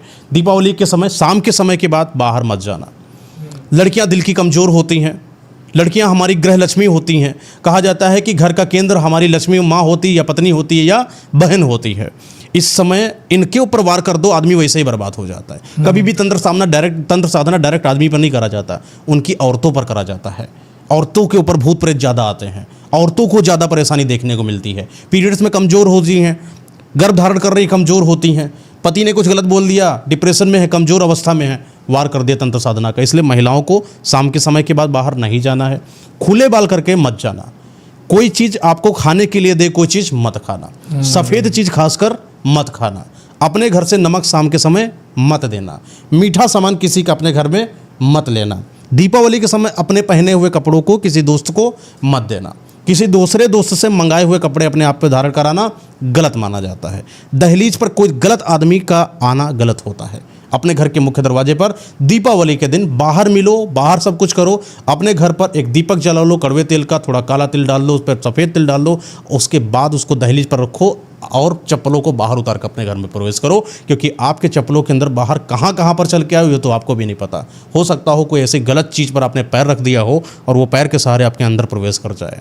इसलिए अपने आप को संभालो, क्योंकि ये वो समय है जब इतनी अघोर साधनाएँ, तांत्रिक साधनाएँ, मारण क्रियाएँ जो होती हैं और जो शमशान घाट पर जिस्ताटा होते हैं, उनको जागृत जो किया जाता है, वो सब चरम सीमा पर होते हैं, आपको बर्बाद कर देते हैं। गरीबी आ जाती है, दरिद्रता, बीमारी, तबीयत खराब, बिजनेस लॉस, इंसान का ओज खत्म, चेहरा बर्बाद, शरीर बर्बाद, मरने चालू हो जाते हैं इंसानों। घर में पंचक काल लग जाता है, पितृ नाराज, कुलदेवी अप्रसन्न हो जाती हैं। ये सब जो चीज़ें हैं ये तो आपने बताई कि ये सब नहीं करनी चाहिए, बट कुछ लोग होते हैं, मतलब एट द टाइम दिवाली का टाइम है, लोग हर चीज़ नोटिस नहीं। फॉर एग्जाम्पल आपके व्यूअर्स हैं, किसी हस्बैंड ने देखा, शायद वाइफ ने नहीं देखा, छोटे बच्चों ने नहीं देखा, और गलती से वो शक्तियाँ वो वापस घर में आ गई, वो चीज़ें आ गई। तो सेकेंड चीज़ मेरे दिमाग में ये क्वेश्चन आता है कि वो शक्तियों को हम आइडेंटिफाई कैसे करेंगे, और थर्ड थिंग, अगर वो गलती से हमारे घर में आ गई हैं, then what are the remedies to remove that particular शक्तियाँ। देखिए, इस पे अघोर का जो होता है, अघोर ही काट होता है, ठीक है। जब भी किसी के ऊपर ऐसी बुरी शक्तियाँ आती हैं तो उसका आप हाव भाव देखिएगा, वो इंसान की बातों में अजीब सी लड़खड़ाहट होगी, वो बातों में जो एक सटीकता होती इंसान के अंदर, वो चीज़ देखने को नहीं मिलेगी। आज आपका जो सदस्य था, आपके प्रति जो प्रेम कर रहा था, वो नफरत करना चालू कर देगा, बात बात पे विवाद कर देना, चिड़चिड़ा हो जाना, गंदगी में रहना चालू कर देगा। वॉशरूम में बैठा है, घंटों वहाँ पर बैठा है, किसी इलेक्ट्रिकल डिवाइस में अपने आप को बर्बाद कर लेना, कोई सट्टेबाजी में चले जाना, पैसा गलत जगहों पर लगा देना, फालतू की चीज़ अपने घर पर लेकर आना, कबाड़ खाने से कोई चीज़ निकाल कर घर उठा के ले आना, किससे बनाएंगे, छत पर ज़्यादा लंबे समय तक बैठना, अपने आप को अकेले कमरे में बंद कर लेना, रात के समय बीच बीच में जागृत हो जाना, जग जाना, ऐसी जो हरकतें करने लगे, समझ जाना कि उसके अंदर कोई ना कोई दिक्कत चालू हो चुकी है। खाना खाने के व्यवहार पर देखना, वो खाना सही से नहीं खा रहा होगा, या तो खा नहीं रहा होगा या खा रहा होगा तो बहुत ज़्यादा खा रहा होगा। बीमारी आना चालू हो जाएंगी, आलस्य होना चालू हो जाएगा, उसके अंदर एकाग्रता खत्म होने लगेगी, किसी पर विश्वास नहीं करेगा, बाहर लोगों से नहीं मिलेगा, किसी से बर्ताव नहीं करेगा, रिश्तेदार आ जाएंगे उनके ऊपर चिढ़ना चालू कर देगा, घर के अंदर जानवर है उनको मारना चालू कर देगा, अपने ही आप बैठे बैठे अपने आप को नोचना चालू कर देगा, भगवान से नफरत करना चालू कर देगा, पूजा सत्कर्म से दूर होना चालू कर देगा, भजन हनुमान चालीसा उसको नोचने जैसे लगेंगे। एक ऐसा इंसान अपने आप से ही नफरत करना चालू कर देता है। बार बार शीशे में जाकर देखेगा, खुद को संवारने की कोशिश करेगा, बार बार लोगों से पूछेगा तुम बताओ मैं सही कर रहा हूँ कि नहीं कर रहा हूँ। एक्स्ट्रा वैलिडेशन की नीड होना चालू हो जाएगी, चेहरा एकदम गर्त में जाने लगेगा, आंखें अंदर की तरफ चली जाएंगी, बाल दाढ़ी कटवाने का मन नहीं करेगा, गंदे कपड़ों में पड़े रहना, ऐसी हरकतें चालू हो जाए, समझ जाना कि उस इंसान के ऊपर कुछ ना कुछ हुआ है। आपने डरा दिया, मुझे लगता है कुछ इफेक्ट्स तो मेरे ऊपर भी हैं। तो हाँ, बट जोक्स अपार्ट, इसमें ये तो चीज़ें हैं, लोग समझ गए कि हाँ ये तो कुछ कारण है, ये हो रहा है। Now come the remedies. सबसे आसान तरीका मैं बता देता हूँ, मेरे पास बहुत सारे तरीके हैं। उन तरीकों में से एक ऐसा तरीका जो कोई भी कर सकता है। एक नारियल लीजिएगा, मंगलवार वाले दिन सूखा नारियल होना चाहिए। सूखा नारियल पर जहाँ हनुमान मंदिर है वहाँ पर जाएंगे, अपने घर के पुरुष कोई भी जा सकते हैं। सिंदूर लगाया जाता है हनुमान जी को, वो सिंदूर लेकर आना, नारियल पर लगा देना, अपने घर के हर कोने में जाकर दिखा देना नारियल को। जब नारियल को पूरे हर कोनों में दिखा देना, अपने ऊपर से उतारने से पहले, उतारने की भी प्रक्रिया इसमें सम्मिलित है, लाल चूनर होती है उसको लपेटिएगा, और जो मौली का धागा होता है 11 बार लपेटिएगा। उसके बाद अपने ऊपर से एंटी क्लॉकवाइज 11 बार उतारिएगा।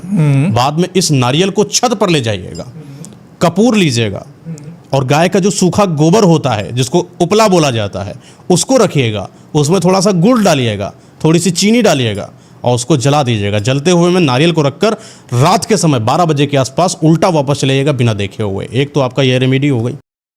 दूसरा करना है ओम हीम वस्त्रनाशम, एक मंत्र होता है। ओम हीम वस्त्रनाशम,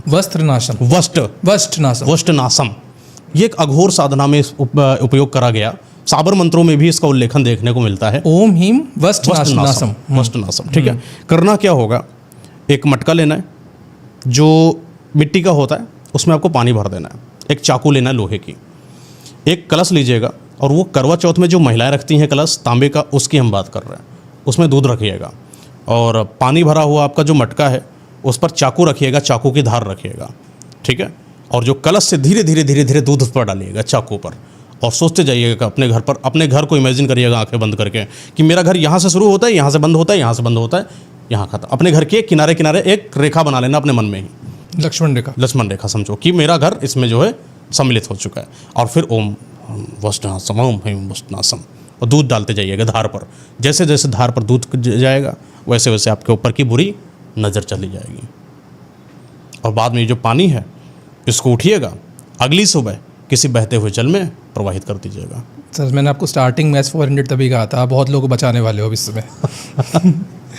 जो भी है लोगों को करना चाहिए। हाँ जी है। और माँ की मीठी नज़र लग जाती है कई बार। माँ की मीठी नज़र जानते होंगे, लोग कहते हैं कि माँ की नज़र कैसे लग सकती, माँ तो योद्धा होती हैं। बोले कि माँ से ज़्यादा प्रेम किसी बच्चे को कौन कर सकता है। मेरा बच्चा तो महान है, मेरे बच्चे से ज़्यादा कोई नहीं, मेरा बच्चा ऐसा है, मेरा बच्चे ने ये कर लिया, नज़र लग गई। आपने अपने बच्चे को नज़र लगा दिया साहब। इसीलिए माँ को कई बार आपने देखा होगा कि शादी के समय माँ को नहीं बुलाया जाता है। क्या फोकस किया आपने इस बात पर? नहीं। जब लड़का लड़की की शादी लेने जाता है उसके यहाँ पर माँ को नहीं लेकर जाया जाता है। शादी नहीं हुई ना मेरी। हाँ हाँ जी, इसलिए पूछिएगा किसी से, माँ को नहीं, माँ नहीं जाएगी। माँ देखेगी नहीं, नज़र लग जाती। मंडप के वक्त नज़र लगा देती माँ। ऐसा मानना है। माँ की सम्मिलन वहाँ पर नहीं होता। अब लोग हैं करने लगे जो बोले कि माँ तो मैं लेकर जाऊँगा, देखूंगा कौन कर रहा है, फिर तलाक होते हैं साहब आपके। तो माँ नहीं जाती अब शादी? माँ शादी में कभी भी लड़के के साथ नहीं जानी चाहिए, नियम ही नहीं है। माँ कैसे जा सकती है? तो माँ तो नाचती है शादियों में, तो बाद में फिर वो जो आती वो भी नचाती है। तो ये चीज़ एक आपने अच्छी बताई कि दैट फॉर आवर व्यूअर्स कि अगर वो कभी भी शादी करें देन प्लीज़ ट्राई कि अपनी मम्मा को आप ना लेके जाओ। सब कुछ माँ सारी प्रक्रियाएं कर सकती है, हर कुछ होता है, लेकिन माँ घर पर रहती हैं। अच्छा, माँ को घर पर रखने के पीछे कई कारण देखे गए। पहला तो आपको नज़र का बोल दिया, दूसरी माँ से ज़्यादा पावरफुल किसी को बोला नहीं गया। तो अब बात आती है कि माँ को घर पर रोका जाए और बाहर सबको छोड़ दिया जाए तो माँ अकेली रह जाएंगी, लेकिन नहीं, वो अकेली माँ तुम्हारे घर की बुरी शक्तियों से तुम्हारे घर और तुम्हारे औरे को बचा रही होती हैं। कहते हैं कि माँ की शक्ति जहाँ पर होती है वहाँ पर कोई भी बाल बाका नहीं कर पाता है। जब आपका बच्चा शादी करता है, जब आपकी बेटी शादी करती है और बेटा आपका जाकर वहाँ बच्ची के यहाँ पर लेने जाता है, तो घर पर कौन है? कोई नहीं। सारे रिश्तेदार तो रुकेंगे नहीं, रिश्तेदार चले गए, पिताजी चले गए, भाई चले गए, क्योंकि वहाँ सब संभालेगा कौन? बिटिया को लेने जा रहे हो तो घर पे कौन रहेगा? ताला बंद करोगे क्या? दादी हैं, दादी लोग भी आज चली गई। माँ को रुकना होता है। जब तक माँ रुकती हैं तब तक उस घर पर कोई बुरी नज़र नहीं आती। कहते जिन घरों में शादियाँ होती हैं ना, उन घरों पर बुरी शक्तियों का वास होना चालू हो जाता है। और उस घर में अगर कोई ना रहे, ताला मार दिया जाए, उस लड़के के जाते ही बुरी शक्तियाँ इंतज़ार में बैठती हैं कब ये लड़की लेकर आए और कब हम इसके ऊपर अपनी छाया डाल दें। ओके। आपने देखा होगा कि आज के बहुत समय पहले की बात है, कई सारे जो बुजुर्ग हैं इस चीज़ के बारे में बात करते हैं। लड़की देखने जाना तो लड़की देखने से पहले उसका घर देखना। घर में क्या देखा जाता है? आर देखा जाता है। गांव में मिट्टी के जब मकान हुआ करते थे तो वहाँ पर ऐसे और ऐसे करके एक जगह बनी होती थी मिट्टी के मकानों में। उन मिट्टी के मकानों में दीपक जलाया जाता था उस वाले आर में, जगह जो गड्ढा होता है। इसका मतलब क्या होता है कि इन घरों में कुछ तो गड़बड़ है। जिन घरों में आर देखने को मिल जाए, कोई लड़का है या लड़के वाले हो, आप लड़की को देखने जा रहे हो, तो देखिएगा कुछ खास बात है। उसके घर पर कोई ऐसी जगह नहीं होनी चाहिए जो बहुत सफाई से है, जो बड़ी साफ़ है। कोई बोले कि इनको कहाँ पूजा जाता है, एक खास भगवान वहाँ पर पूजे गए। उन भगवानों को जिस भी घरों में पूजा जाता है, उन भगवानों को ट्रांसफ़र करने का भी विधान बोला गया है। मतलब कि अगर आपके घर में कोई बाबा पूजे जाते हैं जो पुराने ज़माने से आपके बुजुर्गों ने पूजा था, ये पूजा क्यों था? क्योंकि उनके घर में पैसा नहीं था। उनके सपने में आया, बोला कि पैसा अगर चाहिए तो तुमको पूजना पड़ेगा हमें, तुम जो चाहते हो वो तुम्हें दे देंगे। और कुछ बाबाओं ने, कुछ अपने दादाओं ने एक्सेप्ट करा उन बातों को। शर्तें कुछ थी, पहली संतान तुम्हारी हरेंगे, पहली संतान तुम्हारा खत्म हो जाएगा। आपने पुराने ज़माने में कई लोगों को देखा हो, आजकल कोई पहली संतान मरते देखा है? नहीं। पहले देखोगे पहली संतान खत्म हो गई। बहुत लोगों को सुना होगा पहली संतान, मेरी नानी जी के भी हुआ था, खत्म हो गई। हाँ जी। तो अब देखिएगा बात को, पहली संतान हर किसी की नहीं खत्म होती है। जिनकी खत्म होती है वहां पर भी विशेष क्वेश्चन होता है। संतान खत्म है, मतलब पहला वचन। दूसरा वचन क्या था? आपको हमें पूजना पड़ेगा जब तक आप हो। तीसरा है कि आपके घर में जितने भी आने वाली संतानें होंगी, जब भी उनकी शादी करोगे तो मुझे उनके घर में भी भेजना पड़ेगा। अब लड़की के घर में ऐसा कुछ है, जिनके घर में बाबा पूछे जाते हैं, तो लड़की के घर से उन बाबा को तुम्हारे घर में भेज दिया जाएगा।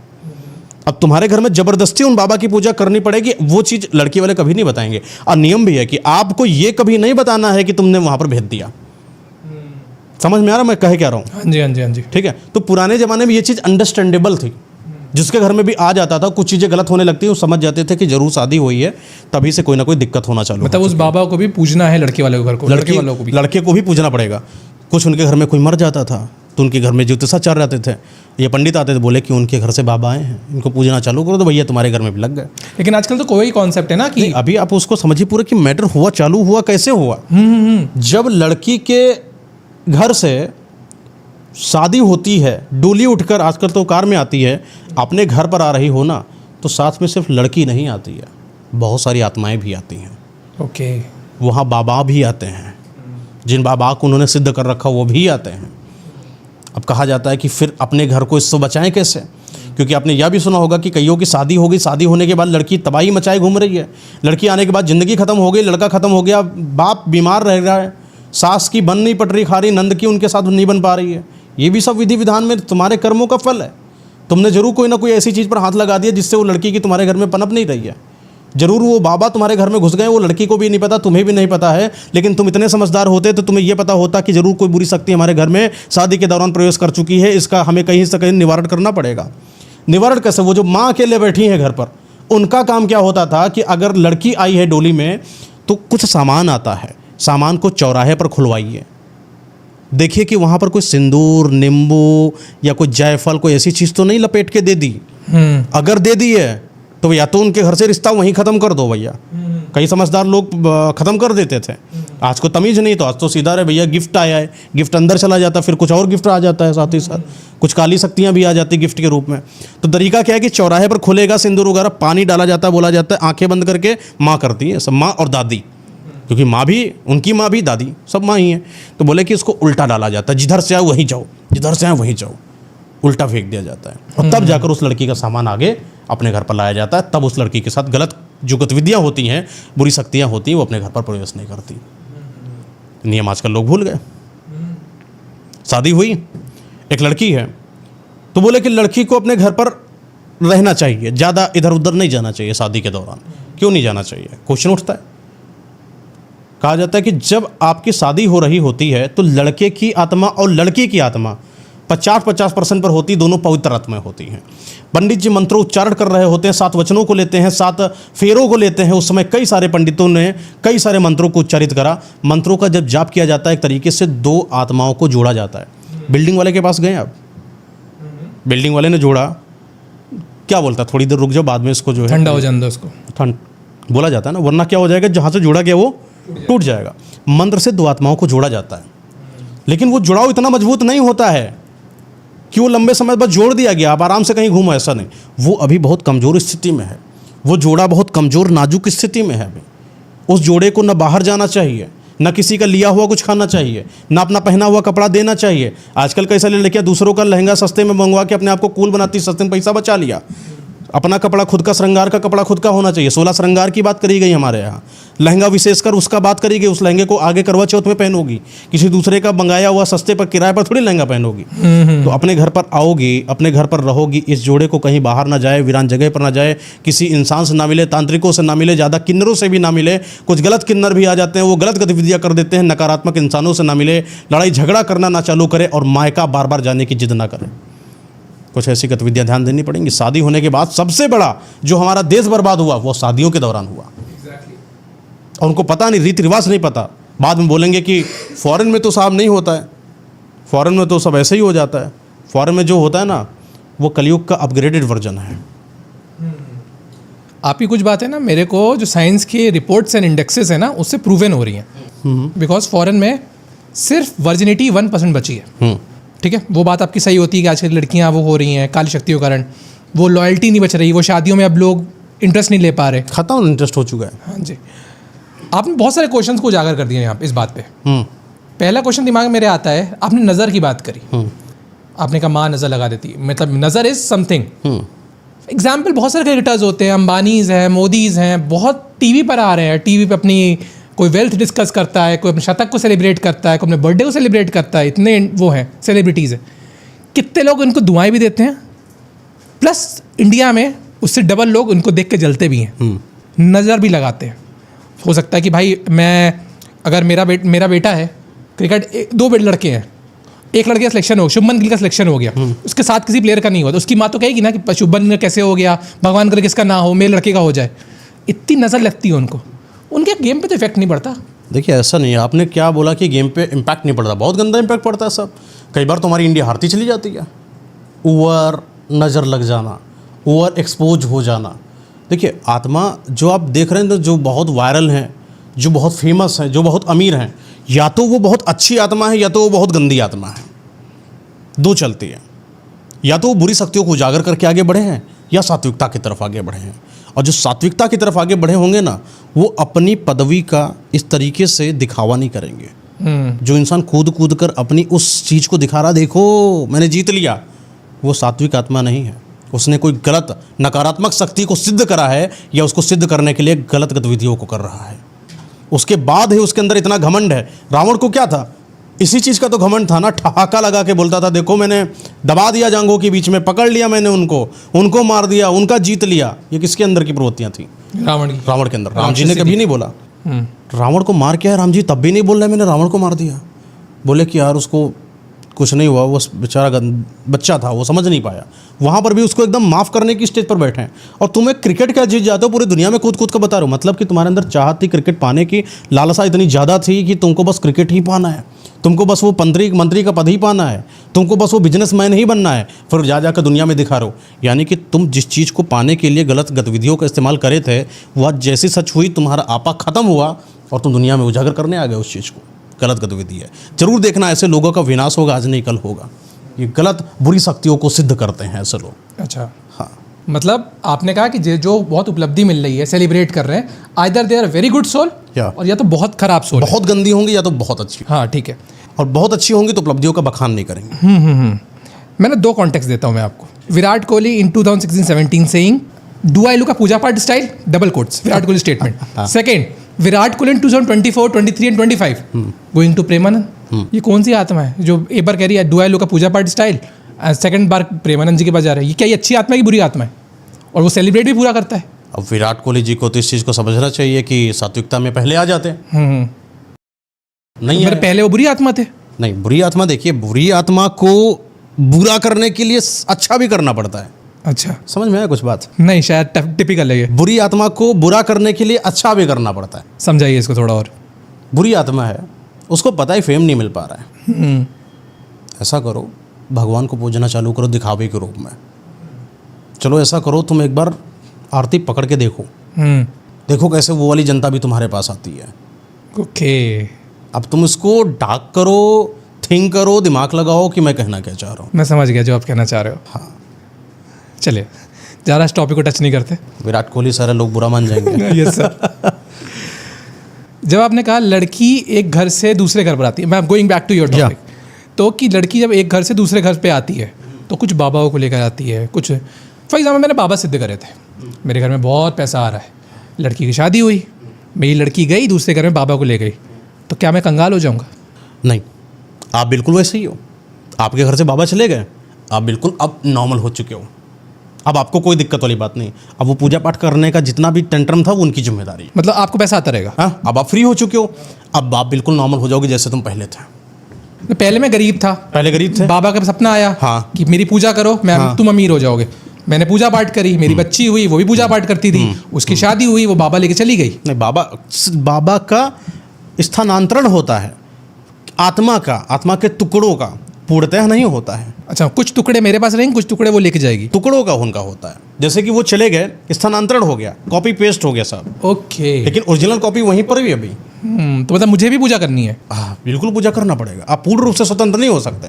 हाँ, ये है कि आपने जो है वो ट्रांसफ़र जो करा है ना, उसका फल आपको मिलेगा। कई बार आपने अगर पूजा नहीं भी करी है तो बाबा इतनी जल्दी रुष्ट नहीं होते हैं। वरना कई लोगों को तो आपने देखा होगा कि बहुत अमीर हैं, एक मर गया, 2 मर गया, 3 मर गए, 4 मर गए, 5 मर गए, धीरे धीरे सदस्य खत्म हो गए। पैसा इतना था उनके पास कि उड़ा रहे हैं, इधर उधर उड़ा रहे हैं, खूब मस्ती कर रहे हैं, खूब अय्यासी कर रहे हैं। ऐन मौके पर देखा कि इतनी गरीबी लगी है कि अब उनको पोछा लगाने तक का काम नहीं मिल रहा है। क्यों हो पा रही है? जब बाबा की अच्छी नज़र थी जब तक उनके ऊपर, तब तक कि सब कुछ बेहतरीन होता गया। जिस दिन लगा बाबा को ये इंसान अपने अय्यासी में, अपने व्यभिचारिता में, मेरे उन सम्मानों को भूल चुका है, मेरे पुण्यों को, पूज्यों को भूल चुका है, वो बाबा उसको दंड देना चालू करता है। क्योंकि बाबा बुरे बाबा हैं। वो वाले थोड़ी ना कि भगवान को मानने वाले बाबा सीधा बोलेंगे देखो भैया मैंने अपनी विधियाँ बता दी, बाकी भगवान भरोसे ना मैं कुछ दूंगा, तुम भगवान से मांगो। भगवान, मैं विधि बता सकता हूँ, हाँ, मैं तरीका बता सकता हूँ, करना तुमको पड़ेगा। अब बाबा भी निगेटिव एनर्जी है फिर तो। निगेटिव एनर्जी ही तो है सर। एक टॉपिक बहुत ज़्यादा दिमाग में आता है लोगों के सक्सेस से रिलेटेड, जो शायद मेरे को भी और मेरे दोस्तों को भी परेशान करता है जी। एक बंदा है, बहुत मेहनत कर रहा है, बहुत लाइफ में उसको सक्सेस नहीं मिल रही, डिसअपॉइंटमेंट्स मिल रहे हैं।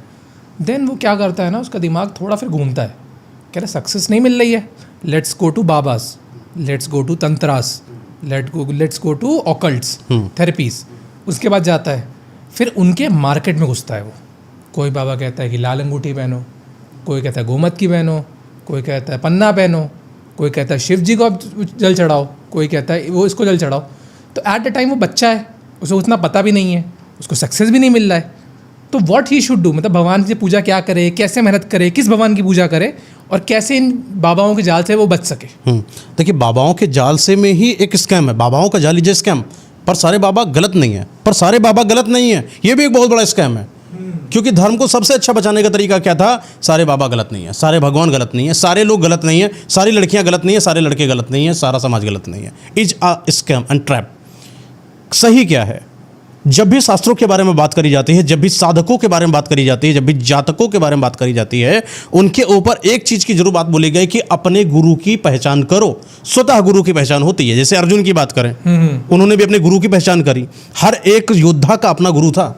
जब तक आपके पास गुरु का मार्गदर्शन नहीं होगा, तब तक आपको समझ में नहीं आएगा कि हमें क्या करना है, क्या नहीं करना है, हमें किस शास्त्र को किस तरीके से पढ़ना है, संस्कृत भाषा को सीखना किस तरीके से, उसको अपने ऊपर लाना कैसे है, ये कौन सिखा रहा है? गुरु सिखाएंगे। आपके जीवन में कोई समस्या है, आप बाबा के पास चले गए, बाबा, क्या आपने पहचाना कि वो बाबा मेरे लिए सही है कि नहीं? आपने उनसे बात करी, उन्होंने आपकी बातों को सुना कि बातें सुनने के पहले पैसा रख दिया, कि बाबा ने बिना ज्ञान दिए दक्षिणा रख दिया? ज्ञान दिया, बाबा ने तुमको समझाया, जब तुम्हारे दिल ने बोला हाँ ये मेरे बाबा सही हैं, उनके अलावा किसी बाबा की बात मानने की जरूरत नहीं। एक बाबा बनाइए जीवन में, एक गुरु बनाइए जीवन में, गुरु से उनका गुरु रक्षा मंत्र लीजिए, गुरु का आशीर्वाद लीजिए, तब जाकर वो जो चीज़ें बता रहे हैं उस चीज़ को करिए। फिर वो चाहे पन्ना पहना रहे हो, चाहे बोले कि चांदी की चैन पहनना हो, चाहे वो बोले कि पैर में ऐसे पहनना हो, काला धागा पहनने का तरीका बता दे, किस लड़की से शादी करना है, कहाँ बिजनेस पर पैसा नहीं लगाना है, वो एक गुरु बनाता है। इसलिए हर एक इंसान के पास एक गुरु होना चाहिए। हर एक राज दरबार में राज ज्योतिष हुआ करते थे, वो आकर समझाया करते थे कि गलत क्या है, सही क्या है, कहीं आपका साम्राज्य न बिगड़ जाए, इसलिए ये काम मत करना, शुक्र यहाँ पर है, मंगल यहाँ पर है, गुरु यहाँ पर है, ऐसे मत करना, ऐसे करना। वो कौन बता रहे हैं? गुरुजी हमारे बता रहे हैं। आजकल के लोग क्या कर रहे हैं? समस्या है, इन बाबा के पास चले गए, समस्या नहीं निकली, बाबा फ्रॉड है, दूसरे के पास चले गए। भाई साहब, आपकी समस्या इतनी ज़्यादा है, बाबा कहाँ से सुधार देंगे? बाबा ने विधियों का विधान जो लिखा है, वो तरीका बताया कि देखो बच्चा, ऐसा है कि ये तुम्हारे में ये कर्म खराब है, इस कर्म का कुछ तो हो नहीं सकता वैसे, क्योंकि ये तुम्हारे कर्म में निहित है। हाँ, मेरे पास कुछ ऐसा तरीका है, मैं उसके असर को कम कर सकता हूँ, मैं उसको डाइल्यूट कर सकता हूँ, 100% एफिशिएंसी को मैं 20 to 30% पर लाके लाई कर सकता हूँ। तो बाबा ने आपको एक तरीका बताया कि बेटा एक काम करना, शिव जी को ये उपाय करके देखो, इस तरीके से करो, तो शिव जी हो सकता है प्रसन्न हो जाएं तुम्हारे उन गतिविधियों के दौरान। और शिव जी तो वैसे भी भोले हैं, भगवान तो वैसे भी हमारे जो है उद्धार करने वाले हैं। चाहे हम कृष्ण जी की बात करें, हम राधा रानी की बात करें, हम खाटू श्याम जी की बात करें, शिव जी की बात करें, श्री राम जी की बात करें, लक्ष्मी नारायण जी की बात करें, सब उद्धार करने वाले हैं। वो तुमको आशीर्वाद देंगे। और जो तुम्हारे कुंडली में इतना बड़ा दोष है, हो सकता हो कि उसको तुम्हारे ये जो कर रहे हो, एफर्ट लगा रहे हो, उसकी वजह से तुम्हें कम दंड देखने को मिले। वो किसने बताया? बाबा ने। तो इसलिए बाबा के बताए गए पन्ना, बाबा के बताई गई मोतियां, बाबा के बताए गए नियम गलत नहीं थे। कई बाबाओं के द्वारा बताए गए तरीके गलत थे, क्योंकि आपको अपने बाबा पर भरोसा नहीं। जिस शिष्य को अपने बाबा पर भरोसा नहीं है, भगवान पे काहे का करेगा वो? जिस शिष्य को ये पता नहीं है, भरोसा नहीं अपने माँ बाप पर, वो एक औलाद होने के लायक है क्या? तुम अपने माँ बाप को गलत बोल देते हो, तुम अपने गुरु को गलत बोल देते हो, भगवान को कहाँ ही छोड़ोगे भाई साहब? गलती यहाँ से चालू हुई। और इस चीज़ को जैसे ही लोगों ने समझा कि आजकल समाज हमारा भ्रमित हो रहा है, फिर कई सारे बाबा आए, फेक बाबा आए, ऑनलाइन स्कैम करने वाले बाबा आए, उन्होंने तुम्हारे डर को और ज़्यादा बढ़ाया। असली बाबा, असली गुरु तुम्हारे डर को नहीं बढ़ाएगा, वो बताएगा हाँ तुम्हें यहाँ पर एक्सीडेंट होने का दिख रहा है योग, एक काम करना बेटा, बाहर जाना और थोड़ा बच के जाना। वो तुम्हें ये नहीं बोले घर के अंदर बैठ जाओ। मैं साहब काउंसलिंग करता हूँ, मैं बहुत सारे लोगों की अपॉइंटमेंट आती मेरे पास। खुद एस्ट्रोलॉजर की एक बेटी थी, ऐसे बहुत सारे एस्ट्रोलॉजर के लड़के अपने बच्चे आए, मुझसे पूछे कि मेरे पापा मेरी मम्मी ने बोला है कि बाहर मत जाना क्योंकि तुम्हारे पास शनि की कुदृष्टि है, मारे जाओगे। उस दिन से मैं घर में अकेली बैठ गई। मैंने उनकी और ज़्यादा कुंडली को देखा, मैंने देखा उसके अंदर राजा का गुण है, लड़की के अंदर राजा का गुण। राजा का गुण क्या कहता है? राजा सर कैसा होता है? योद्धा। राजा कहता है कि तुम मुझे मार दो आके, मैं अपने आप को बच के दिखाता हूँ। राजा कभी भागा है क्या? शेर से, शेर को फाड़ दिया सिंबाजी ने। फाड़ा कि नहीं फाड़ा? छावा जो मूवी है इसमें तो दिखाया गया सामने। शेर से लड़ने की क्षमता जिसके अंदर है वो कौन बनता है? राजा बनता है। और दुबक के घर के अंदर बैठने किसके अंदर है ये क्षमता? जनता के अंदर। ये जनता थी जो कायर थी, जो घर के अंदर घुसी बैठी थी। लेकर गुड़ बैठी हो राजा का, तो तुम्हें क्या करना पड़ेगा? बाहर निकलना पड़ेगा, अपने ऊपर हथियार भी आने पड़ेंगे, ये वातावरण का प्रभाव भी तुम्हारे ऊपर दिखाई पड़ेगा। और जितने भी राजा हैं कभी भी अपने आप को बचा कर नहीं चले। कभी किसी का पैर कटा, कभी किसी के हाथ कटे, कभी किसी के कितने तीर घुस गए। भीष्म पितामह तो पूरे तीर से छलनी हो चुके थे। ये योद्धा थे साहब। और आप अपनी कुंडली में अपने योद्धा गुण को छोड़कर सिर्फ अपने बचाव की तरफ जाते हो तब आप गलत जाते हो। तब तुम्हारे डर पैदा होता है, तब सारे बाबा मिलकर जो फेक वाले हैं वो तुम्हारे डर पर क्या बोलेंगे, तुम ये पहन लो, तुम ये पहन लो, पैसा दे रहे हो, अच्छा खासा पैसा चल रहा है, उनका क्या दिक्कत है। तो समझो गलत कहाँ है, गलत कहीं पर नहीं है, गलत चुनाव तुम्हारी मानसिकता के आधार पर होती है। तुमने अगर कई सारे बाबाओं को चुना है तो भैया पैसा वाले हो तुमने अगर एक बाबा को चुना हो तो जाहिर सी बात तुम दिमाग वाले आदमी हो। दिमाग वाले बनोगे, स्कैम नहीं होगा तुम्हारे साथ। आपका वो उत्तर तो मेरे को समझ में आ गया कि हमको बाबा चुनना चाहिए, हमें गुरु चुनना चाहिए। बाबा हो तो नॉट द राइट वर्ड, हमें गुरु चुनना चाहिए, गुरु सोच समझ के चुनना चाहिए। पर कई लोग ऐसे होते हैं शायद वो गुरु नहीं चुन पाए, या उनको गुरु नहीं चुनने का टाइम है, गुरु चुन नहीं पा रहे हैं, शास्त्र भगवान गुरु का रास्ता नहीं दिखा रहा है।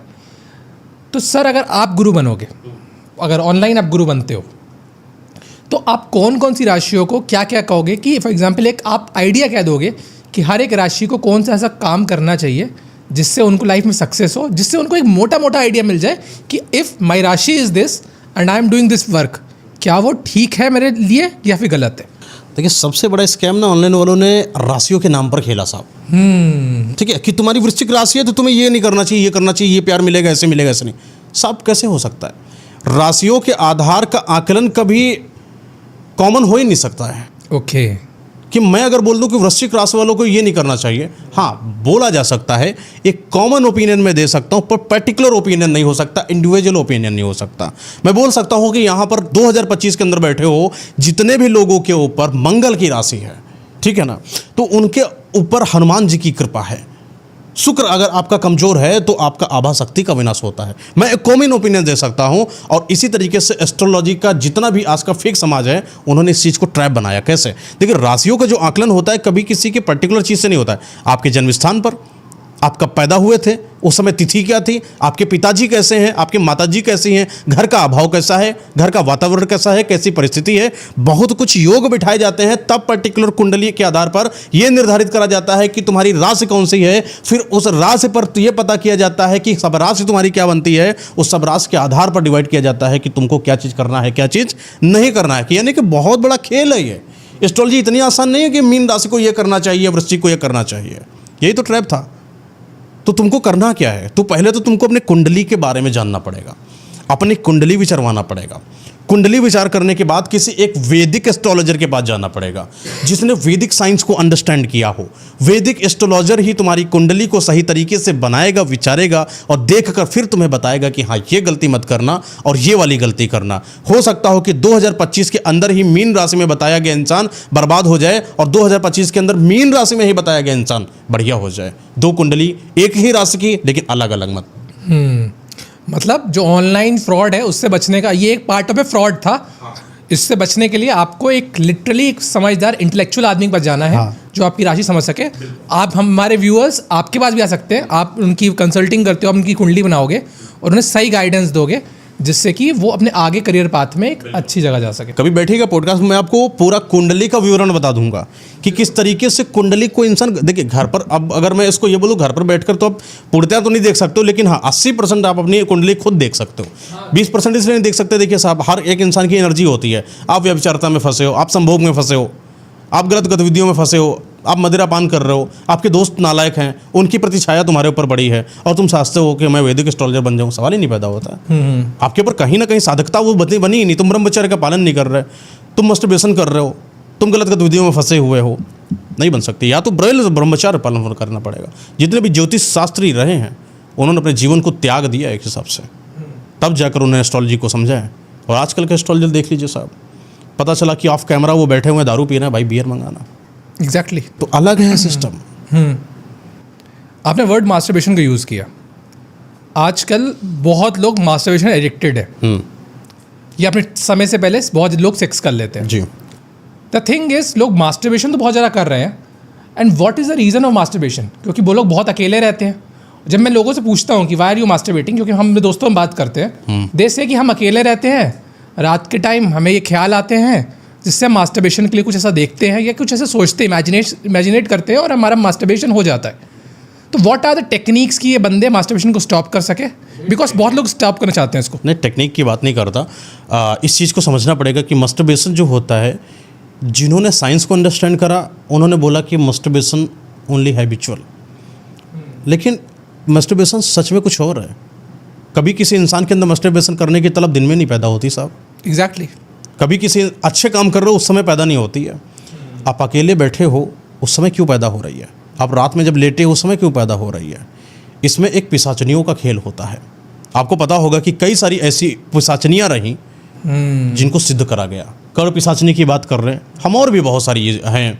बेवड़ी हो गई, बिड़नी हो गई, ऐसी पिशाचनियाँ हैं जब रात में जागृत होती हैं। ये वो पिशाचनियों की योनि होती है जिस इंसान की मृत्यु 18 साल के पहले या उस समय हो गई जब संभोग की अवस्था में थी वो लड़कियां, या उनको संभोग करना था, सेक्स करना था अपने पार्टनर के प्रति, लेकिन उस पार्टनर ने धोखा दे दिया, उस पार्टनर ने उनको मार दिया, उस पार्टनर उनको अकेला छोड़ दिया, आत्महत्या कर ली उसने, लेकिन उसके अंदर साफ सेक्स की तलब तो गई नहीं ना, वो पिशाचनी लोक में गई, वो बाद में पिशाचनी बनती है। फिर जब रात का समय होता है, चरम सीमा में आती है, तब इन लड़कों के पास आती है और उनके साथ संभोग करने की कोशिश करती है। वो अंदर की इच्छाएं जो अभी तक अधूरी थी वो एक लड़के के साथ पूर्ण कर रही होती हैं। कई लड़कियों को भी ऐसा देखा गया कि रात में कोई उनके साथ कोई गलत गतिविधि करता है, रात में वो कहीं शमशान घाट या कब्रिस्तान के आसपास से होकर आई हैं, उनके साथ ऐसा लग रहा है कि कोई सच में कोई संभोग करने की कोशिश कर रहा है, कोई गलत जगह पर हाथ लगा रहा है, लेकिन आसपास देखा तो कोई नहीं, क्योंकि वो शक्तियां हैं आज भी हमारे आसपास। जब भी कोई मस्टरबेशन कर रहा होगा समझ लेना कि कोई गलत गतिविधि, कोई गलत नकारात्मकता शक्तियों के वास में है वो। दूसरी बात, कोई अगर दारू पी रहा है, दारू स्वतः कोई नहीं पीता, दारू हमेशा पीने वाला इंसान एक भूत प्रेती आत्माओं से ग्रस्त होता है।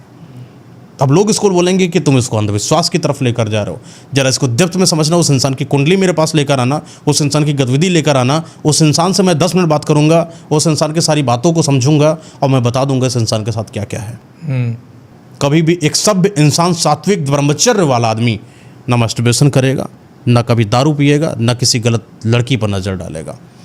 आपकी अपनी पत्नी होने के बावजूद जब दूसरी पर नज़र पहुंच जाए, समझ लेना तुम्हारे घर के अंदर, यानी आत्मा के अंदर, जो तुम्हारी आत्मा होता है, घर होता है ना, अपनी आत्मा के साथ कोई और आत्मा का भी वास है वहाँ। तो इसको अगर मेरे को घर से हटाना है तो आपने जो रेमेडीज बताई थी वो काम करेंगी? वो सब करना पड़ेगा। शंकर जी की पूजा करिए, आप हनुमान जी की पूजा करिए, ब्रह्म मुहूर्त में उठना चालू करिए, ब्रह्मचर्य पालन कर दीजिए। मस्टरबेशन होता ही नहीं है। कुछ लोग साइंस ने बोला कि आप मस्टरबेशन करिए कि आपको नींद बहुत अच्छी आती है, आपका जो बॉडी है वो और अच्छी होती चली जाती है। ऐसा कुछ भी नहीं था। मस्टरबेशन अलाउ ही नहीं है, शास्त्र में तो अलाउ ही नहीं है ही नहीं, मतलब विधि विधान ही नहीं इस चीज़ का। सेक्स बहुत अच्छा है साहब, सेक्स करना बहुत अच्छा है। हमारे शास्त्रों में काम शास्त्र है, काम सूत्र, मंदिर भी बना हुआ है, शास्त्र भी वर्णित है। सेक्स को बहुत अच्छे रूप से लाया गया।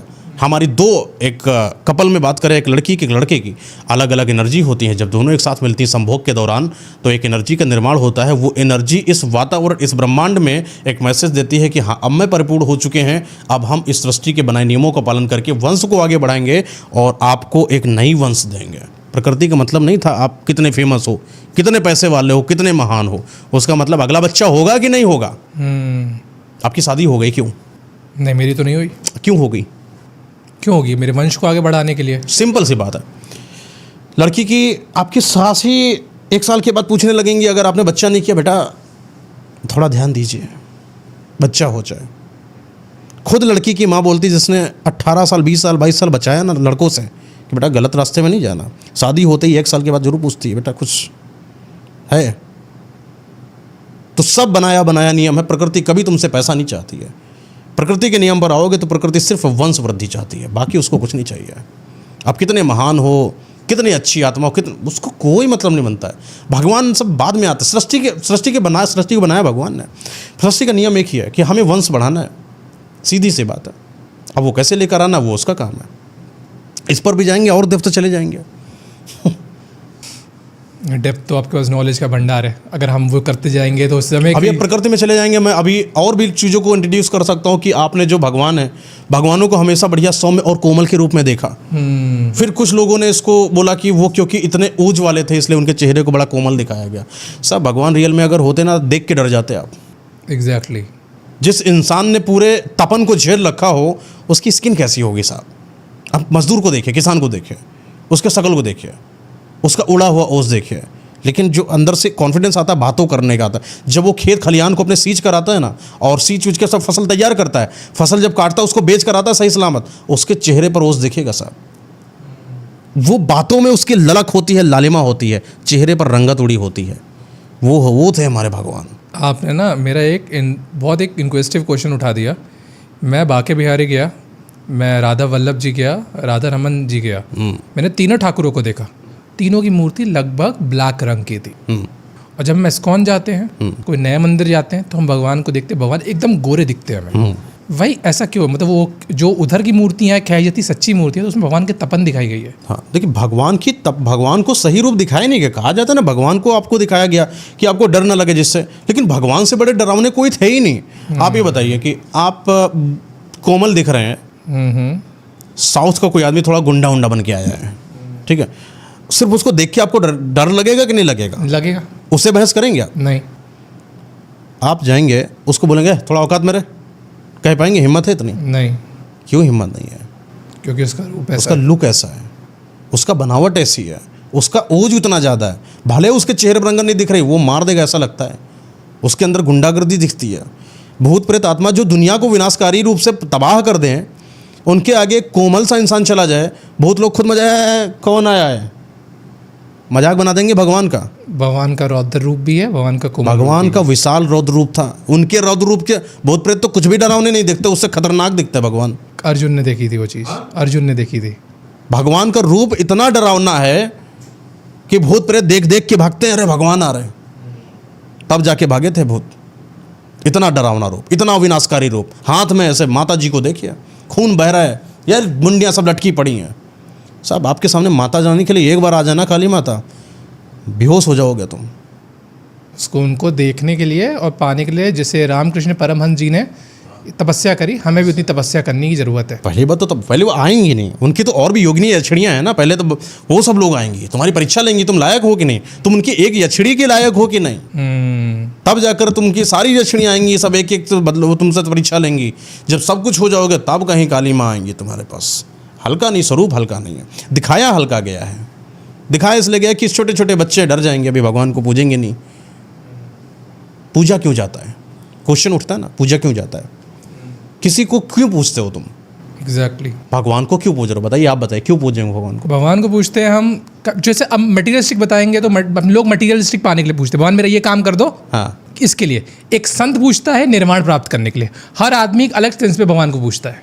भगवान को डर की वजह से पूछते हो साहब आप। संत भी पूछता है तो डर की वजह से पूछता है। ओके, कि मुझे गलत शक्तियाँ ना पीछे पड़ जाए, मेरे गलत शक्तियाँ ना पड़ जाए। सबसे ज़्यादा ब्रह्मांड में गलत शक्तियाँ ही हैं। ओके। नकारात्मकता ही बहुत ज़्यादा है। नकारात्मकता सत्य है।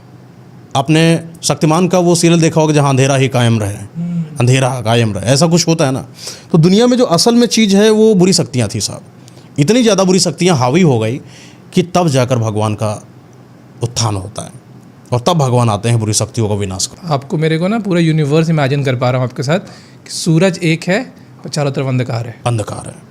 आप ये बताइए कि अभी सब कुछ बंद हो जाएगा, सब कुछ अंधकार से बना होता है, कुछ भी उजाला है क्या? ये हमने लाइटें क्यों जलाई है?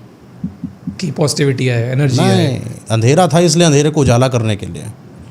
सच में अंधेरा था, रात थी यहाँ पर, इसलिए सूरज गए, इसलिए चंद्रमा आए। सच क्या था? सच को कोई नहीं जानता है, सब अधूरा ज्ञान लेकर भगवान पूज रहे। भगवान पूज क्यों रहे हो तुम? जान लो जिस दिन ना भगवान को पूज क्यों रहे हो, उस दिन तुम्हें समझ में आ जाएगा कि भूत प्रेत हाँ सच में होते हैं।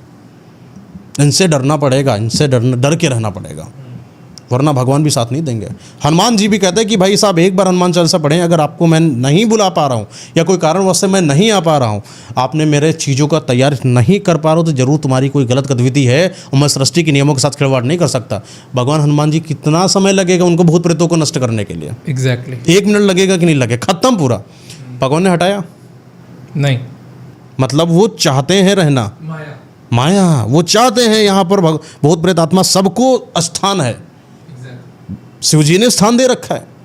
तुम भूत प्रेत से शिकायत क्या कर रहे हो हनुमान जी की?